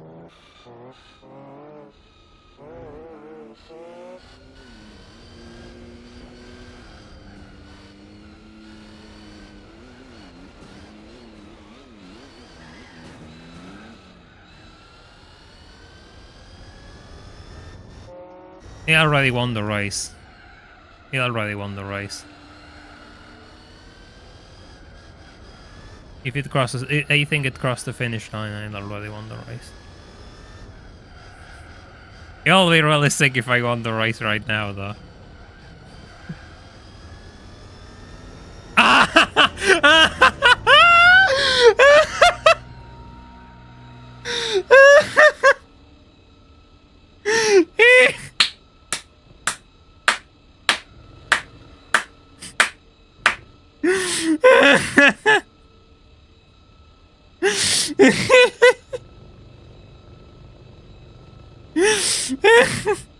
Well, good. Well then, I guess I won. He couldn't cross. He couldn't cross. He couldn't cross into the pit lane to just overtake to just go across the pit lane and complete the race. So I actually won. I actually won because of that, because he got stuck.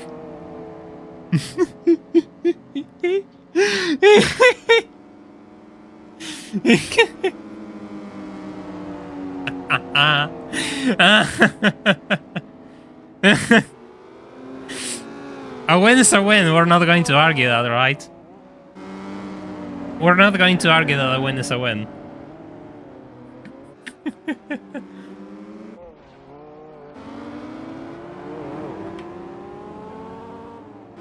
I need to see that. I could actually put this on. I could actually speed this up to see what the hell happened.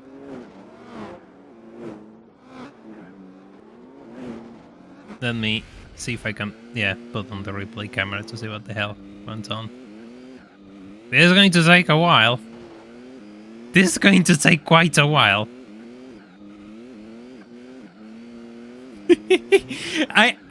I was so sure that it was already a lost cause. I was so sure that it was a lost cause. But I just made it in time to just overtake it before the end.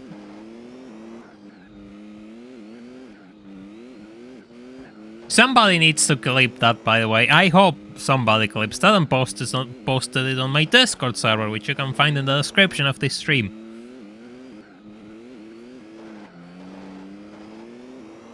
Yeah, sure, I could remove the frame limiter as well. It's going faster. Can I put the display on to see? Yeah, I can, to know where on which lap it's on, to remove the limiter when it's time. 20, 21, 22, 23, 24, 25, 26. Okay, here's going to happen. It's on his final lap. It's on his final lap. Oh my god, that's even more humiliating. So here I see it and I start to slow down. I start my maneuver. Here I started my efforts to eliminate him.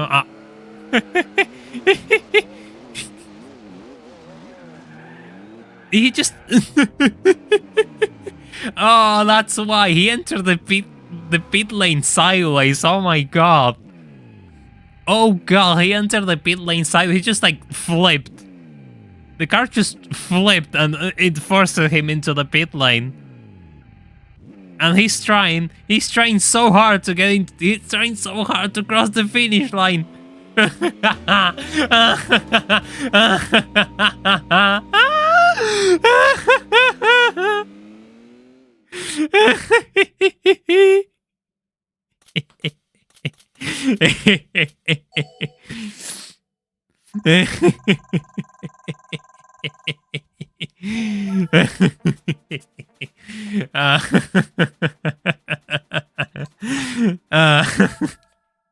God, that was lucky.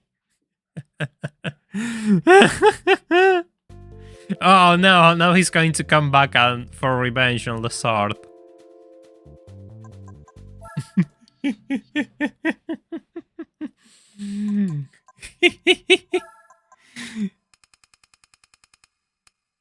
I got really lucky, yeah, I got really lucky. 100%. 100%, Ralph, I got really lucky. Welcome to the stream, by the way, I didn't notice.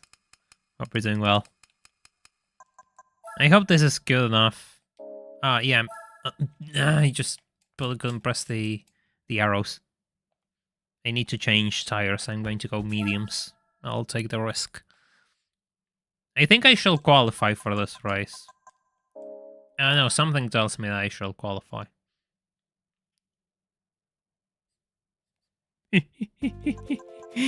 Oh man. Yeah, the LM is first. I'm going to qualify 100%.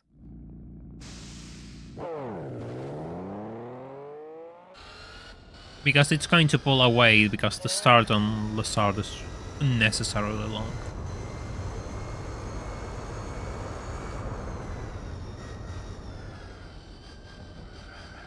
I think I should also maybe raise the car and soften the springs a little bit because it's Lazard and it's full of bumps.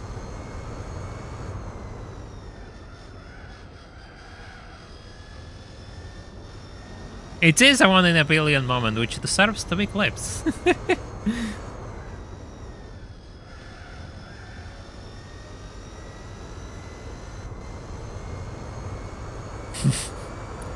I feel so... I don't feel bad, never mind, I don't feel bad at all. I'm not going to lie, I don't feel bad at all. I feel pretty good about it.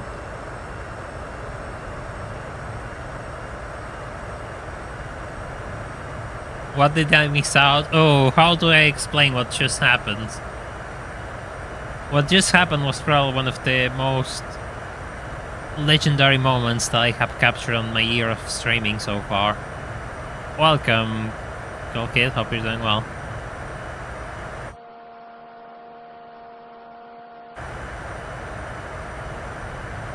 Even tall gearing doesn't seem to give me more speed. This is as fast as it would go. 328 kilometers per hour. This is as fast as it will go without a tow.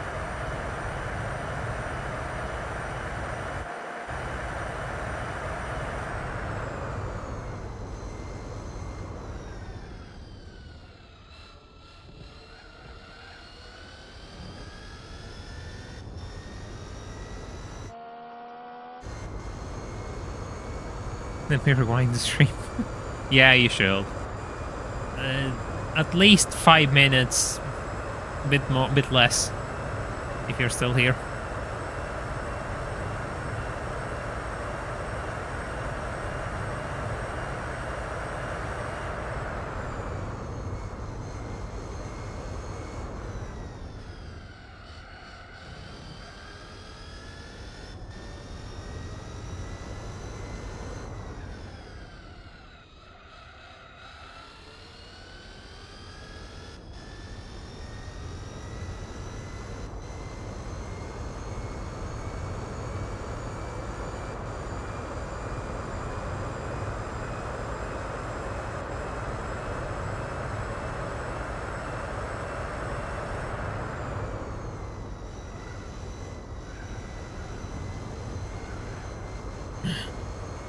Okay, managed to keep the car on the track. That's good.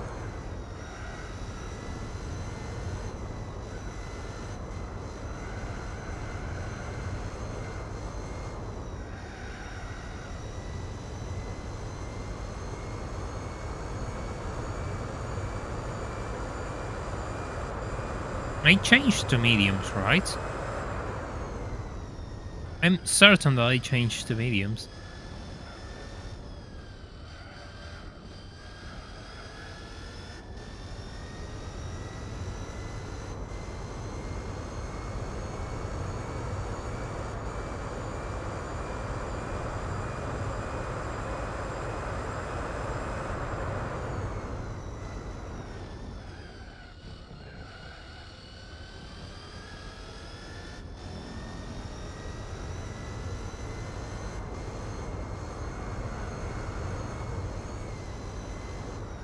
Yeah, I've been thinking about lowering the downforce, but I don't think it's worth the trade-off. Downforce is really important to take corners at high speed. I don't think it's worth the trade-off, really. That means I need to go to the 9-9. Alright, Ice-T, thank you for dropping by.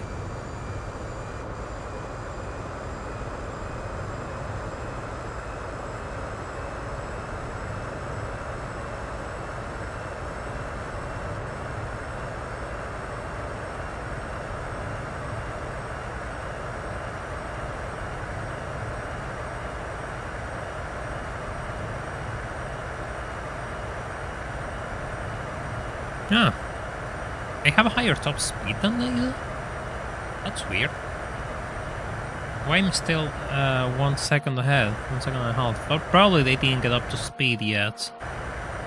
And that's why it seems... Yeah, sure. Let's go for the count. I have higher top speed than they do. Interesting. Well, at least the fastest car on the... which clocked the fastest time right now. We'll see if that's true on the line.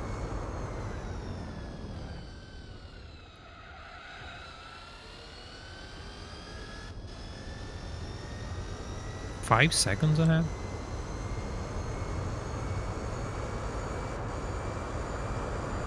The first car is probably something slow, like the... Probably something slow.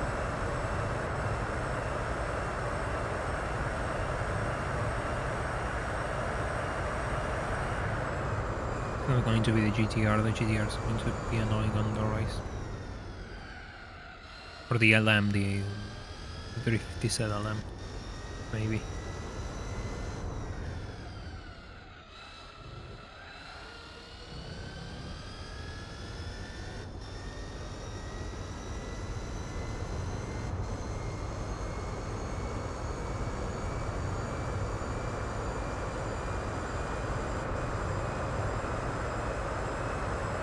I think that that moment with the GTR just is more than a little bit of trolling. I wasn't expecting it to work out so well, actually. I knew we'll get kind of stuck, but I knew that if it crossed the finish line, it was game over. So I was certain to give up. Right? I was ready to give up there. I was confident that it will be a lost cause. So saying that position marker turned from second to first was. I cannot explain with words how good that feels, let me tell you. I can't. I just can't.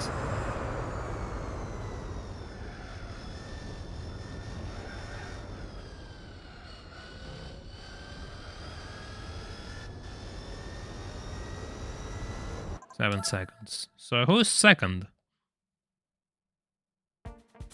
The GTR. Okay. Let's see how this goes then.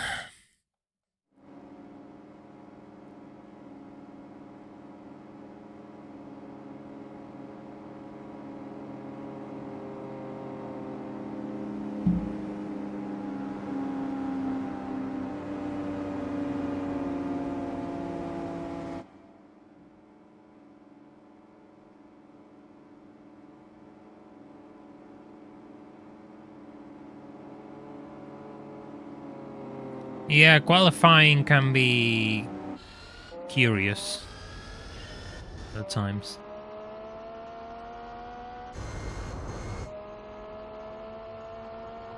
I'm not that much fast. There's no way that they did. If I was that quick, I will have lost on. I will have won on test scores. It doesn't make sense.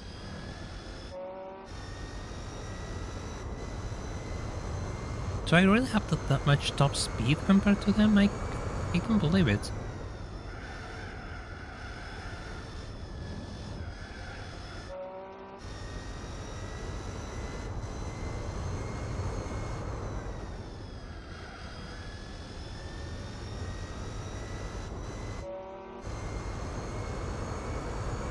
Yeah, see, here it is.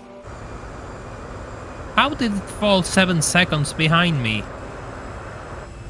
I'm actually going to let it pull away from me a little bit. Otherwise I'm going to crash into it. I didn't win on test scores. I was second on test scores. I need to pull away a bit further.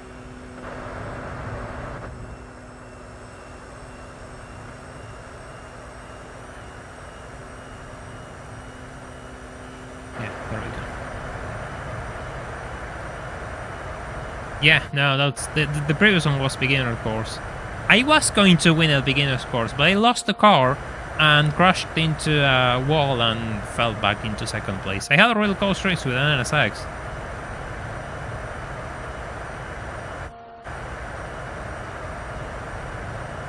Yeah, that's more like it. That's more of the GTR that I was expecting to see here.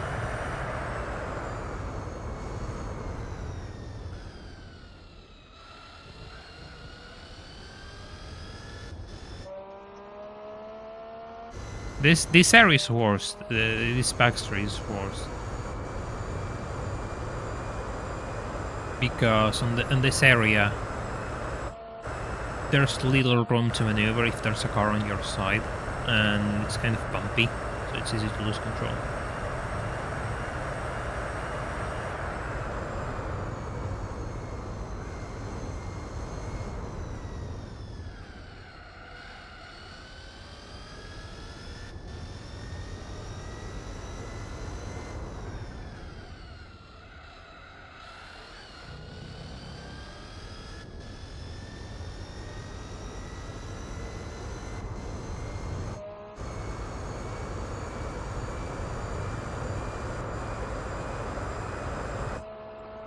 Yes, this far away.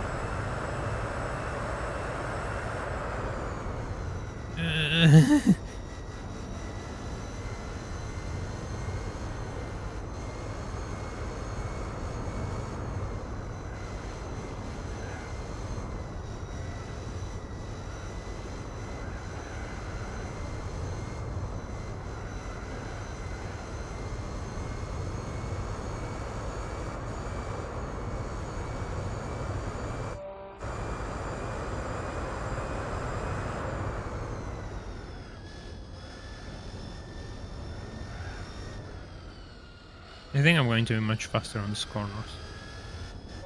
The GTR is going to be a bit far.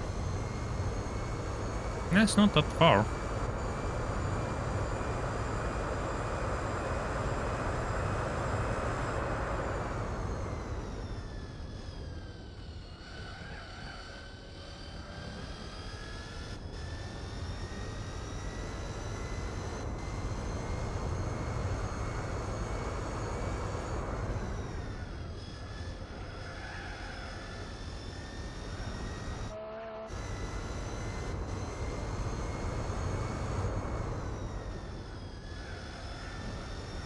He's coming.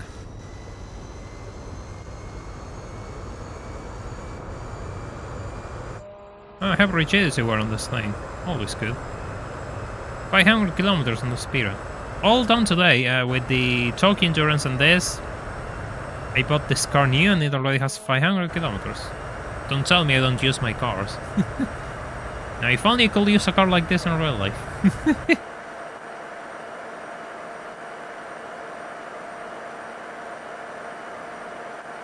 By the way, if you just joined, I will appreciate if you all could leave a like on this stream, so you'll be helping out the channel for free and you'll be helping it to grow. Which I'm sure all of you want to help out. You all have good intentions. No, it's nowhere to be seen. The GTR. Interesting. So I do have more top speed than they do. That's insane. That's absolutely insane.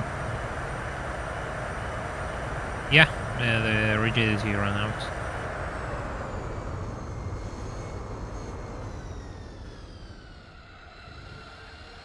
So it's going to be a bit unstable on following races. Oh, I don't need to worry. I don't need to worry. I'm outpulling it. But nobody else is near to the GTR either. So, yeah. I guess I did the right call in qualifying.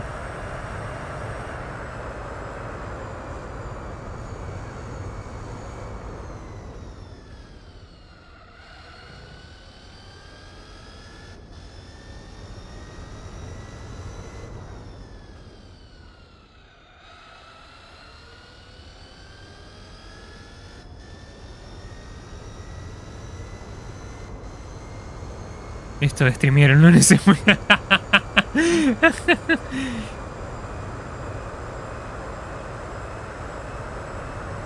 acá se trabaja, folks.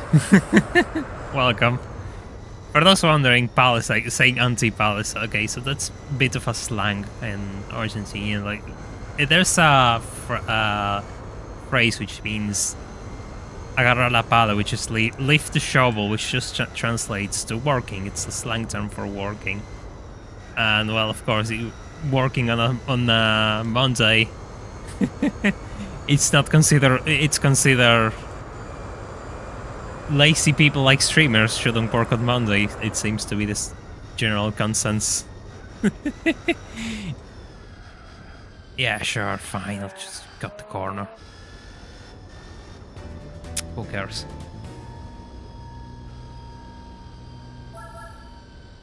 Yeah, I think it applies the moment the car hits 500 kilometers of mileage. I don't know. I never tested, but I know it. Every 500 kilometers, it goes down.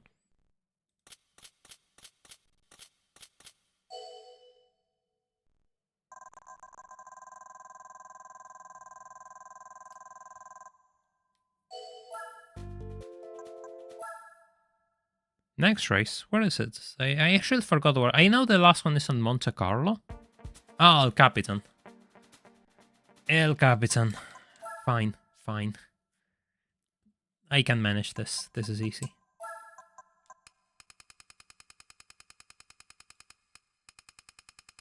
Please give me back my proper gear ratios. Please.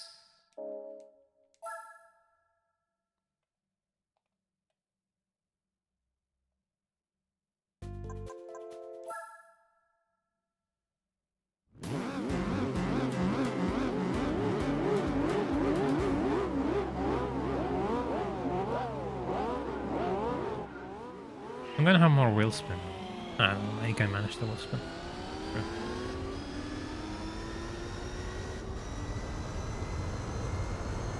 I mean, they'll be fine. I have driven this setup in El Capitan.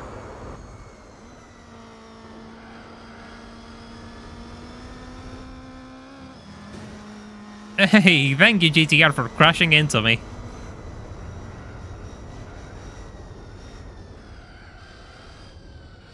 My day isn't complete without a red blocky thing pushing me around. Sure. He's stuck behind Impreza though. Which is good for me, I guess.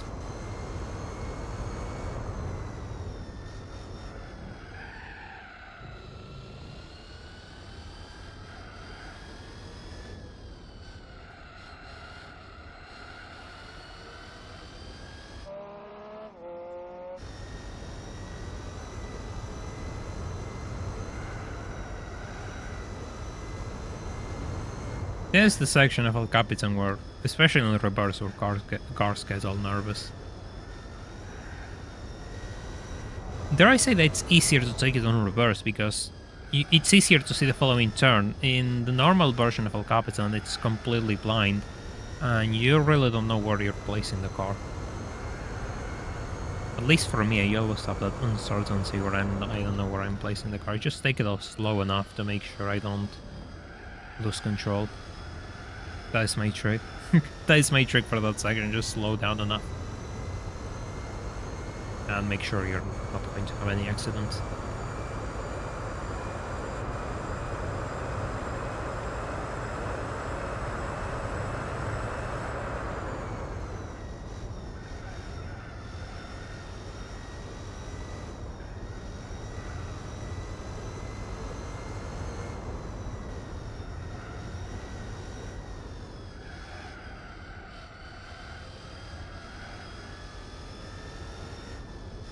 The AI have no hopes of keeping up with me, my god. This championship had a pretty rough start, but in the end, the Spirra is pulling through.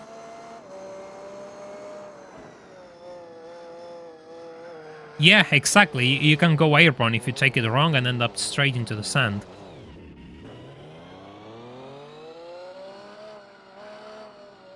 Which is my fear. It has happened before.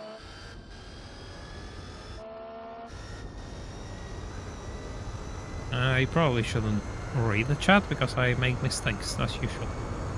You can end on that sand trap there. If you take this corner too fast, you'll go straight. So you just want to brake before the jump.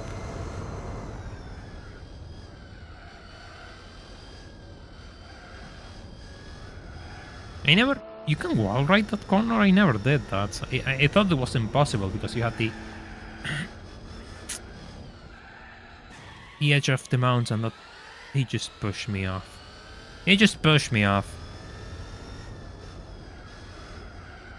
And here I thought we could have an interesting battle.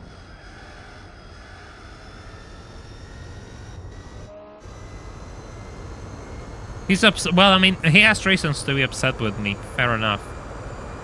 He has a lot of good reasons to be upset with me, to be fair.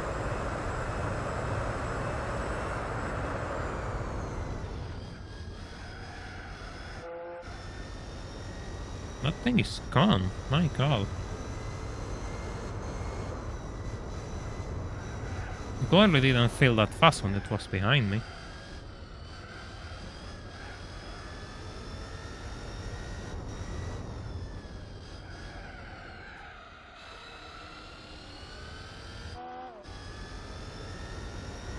He's gone 6 seconds already? Really now?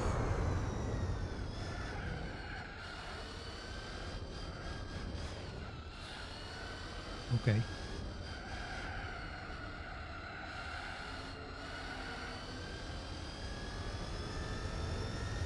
Fine, GTR, if that makes you happy, have the win. Nobody cares. Nobody cares, you already lost. You're not winning this championship.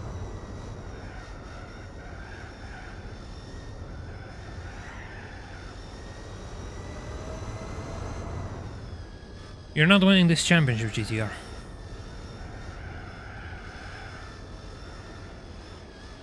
You're still going to be beaten by obscure prototype with a G2 wing bolted onto it. And history will remember that. Nobody's going to remember you.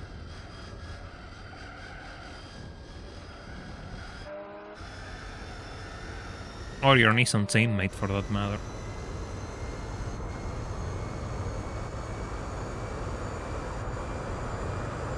Nine seconds? God, it's flying through the track.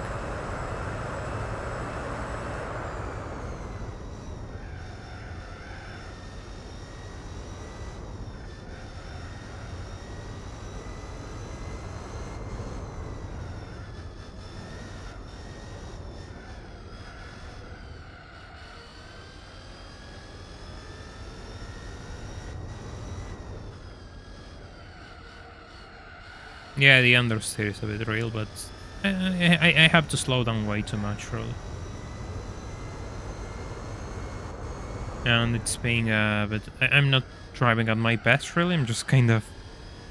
I have settled knowing that I'm going to win this championship, so yeah.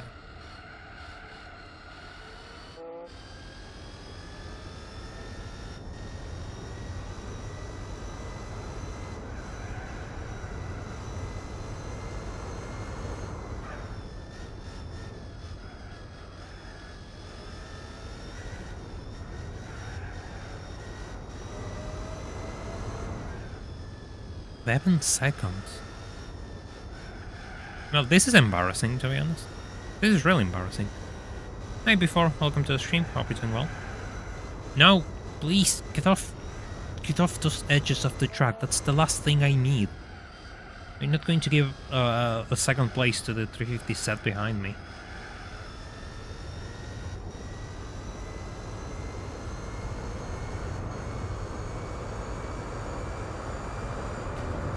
"12 seconds behind. Oof.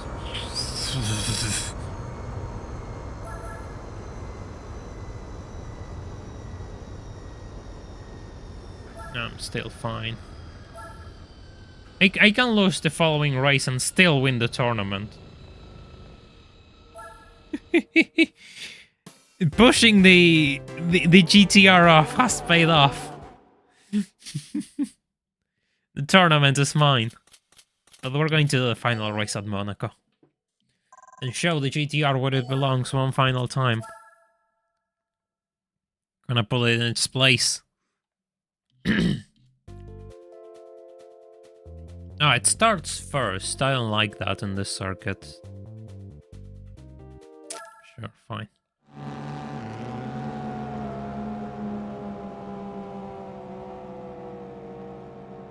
GTR is really the fastest car in this class. 100%. Welcome, Katami. Hope you're doing well.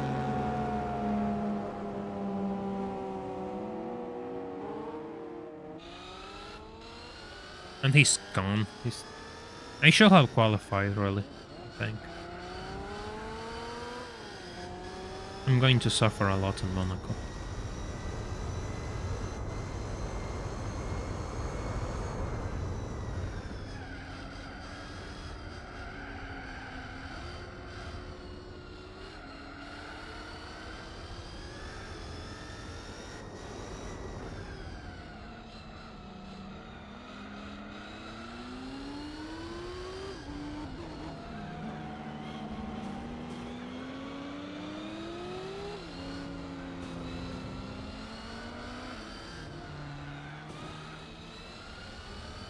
Sorting through the traffic, and now it's time to chase.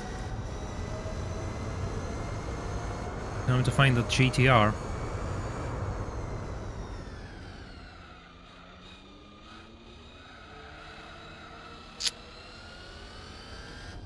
Really didn't want to turn there.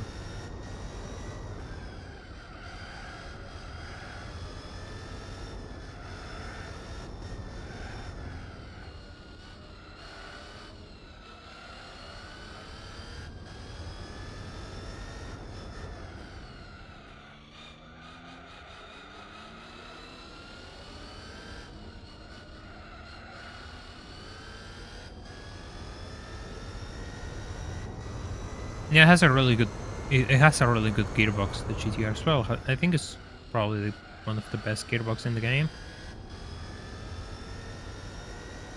Yeah, it's a pretty nice car. But you know, I don't want to lose to it on the final race of the stream. Especially at Monaco, I want to humiliate not playing.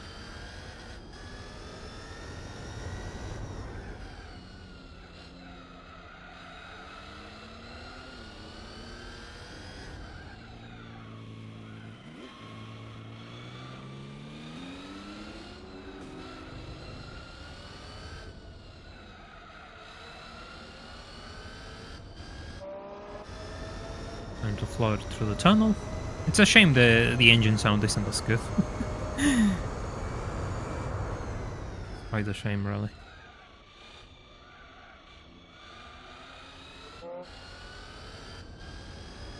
I'm going to be really slow on that chicane.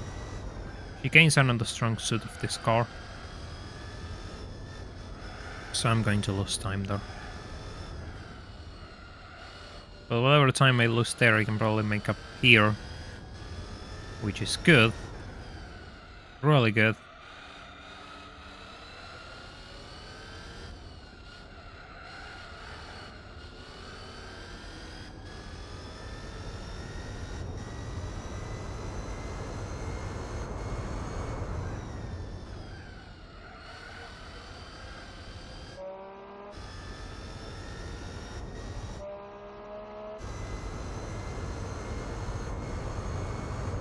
Now I have to hold the thing for 4 laps.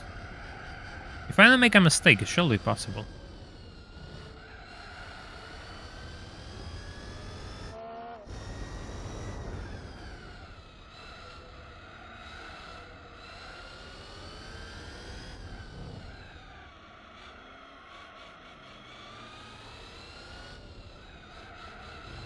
I've been here for 3 hours. Sorry, guys, But I'm glad you decided to stay here for 3 hours and find it entertaining enough to keep watching. That means a lot to me.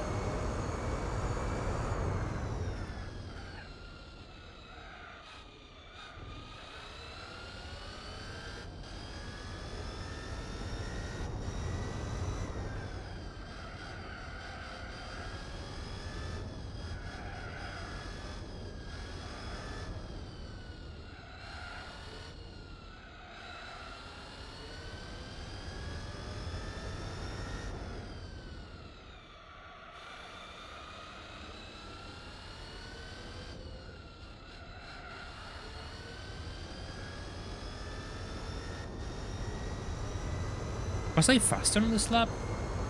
Yes, I was.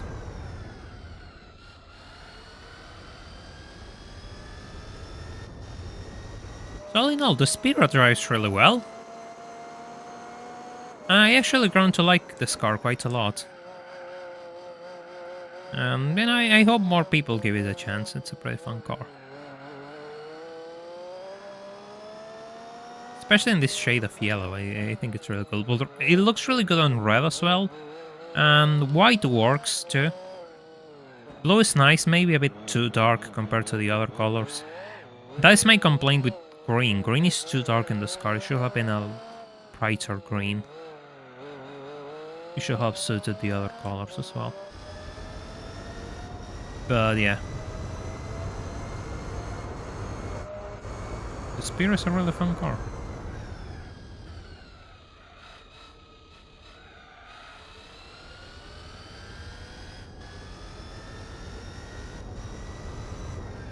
Try for a sub 132. It won't be this one, it seems.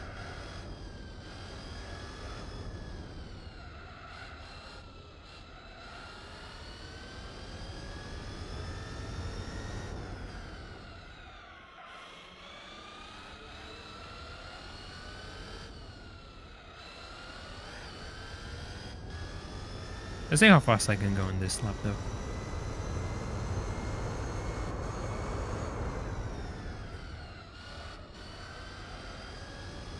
That's a bit better.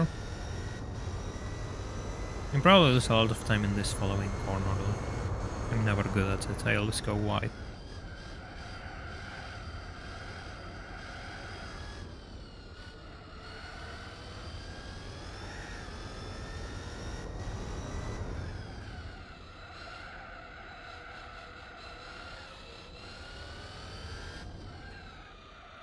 The GTR doesn't seem to be breaking away from those times. So it's not fast enough to catch up to me. But I'm not fast enough to leave it on the dust. So it's kind of there stuck in no man's land.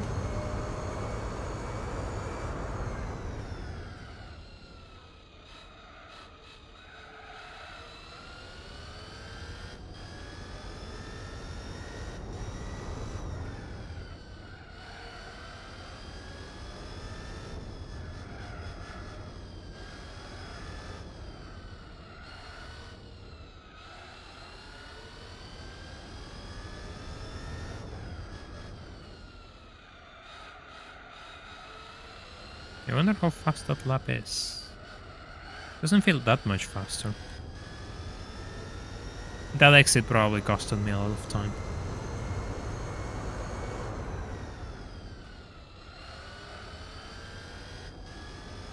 Oh, somehow I gained over a second, almost 2 on the GTR. Guess that wasn't such a bad lap.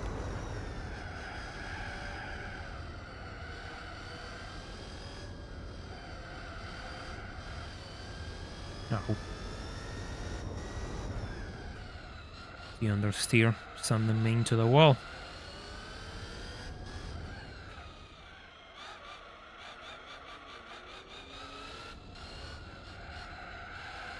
Yeah, downshift into first there, those are a really bad idea.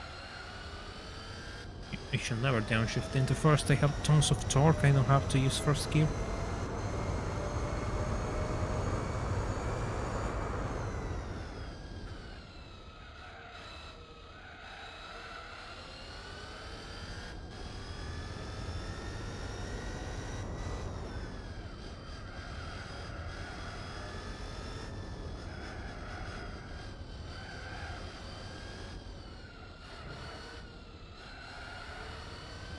Yeah, the GTR is falling apart.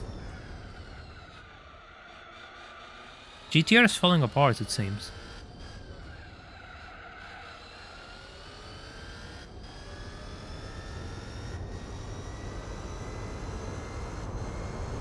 Hey, it's 131. Let's go.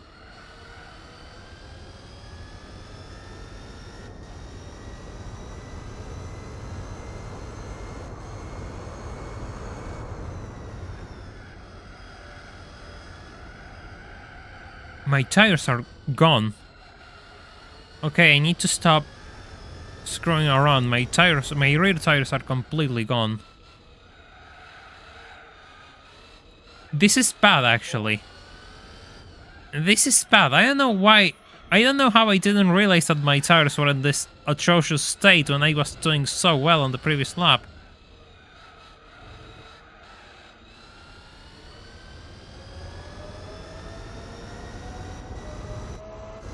This is really bad. Oh god.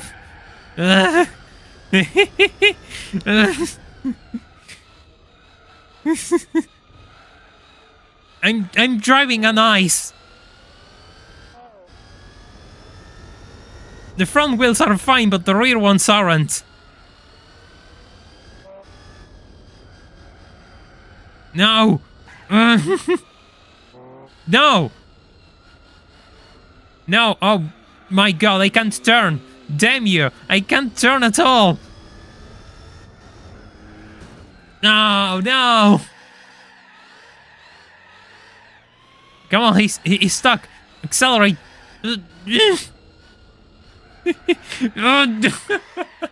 I touch the steering and it flips. I touch the steering and it flips instantly. The tires are red. Completely red. I had won the final race right on my face.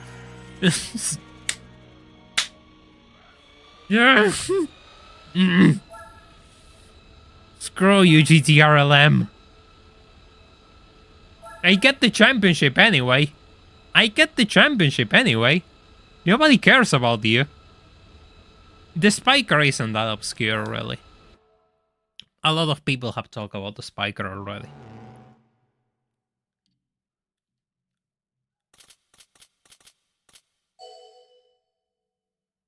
Extra point for lap record. Sure, fine. I'm just shaking my fist up in the air, cursing at the GTRLM right now, like an old man yelling at a cloud or something. That's what you get for forcing it into the pits. It deserved that. It 100% deserved that.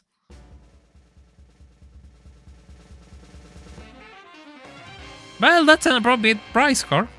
It's randomized. Bentley Speed 8. Let's go.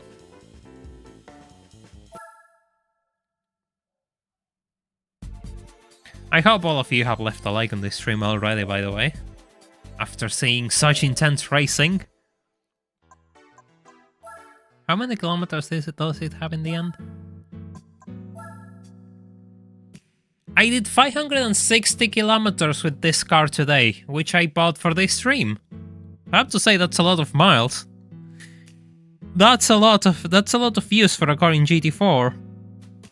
But I think it was fun. We have proved that the Spirra has even more than they have shown, more potential they have shown in the video, which is good. It's always good.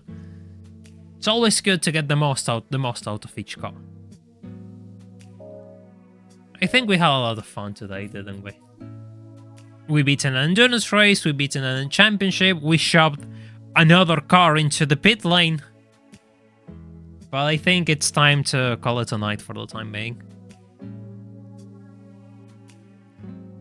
I really appreciate all of you who have joined me for this stream on a Monday.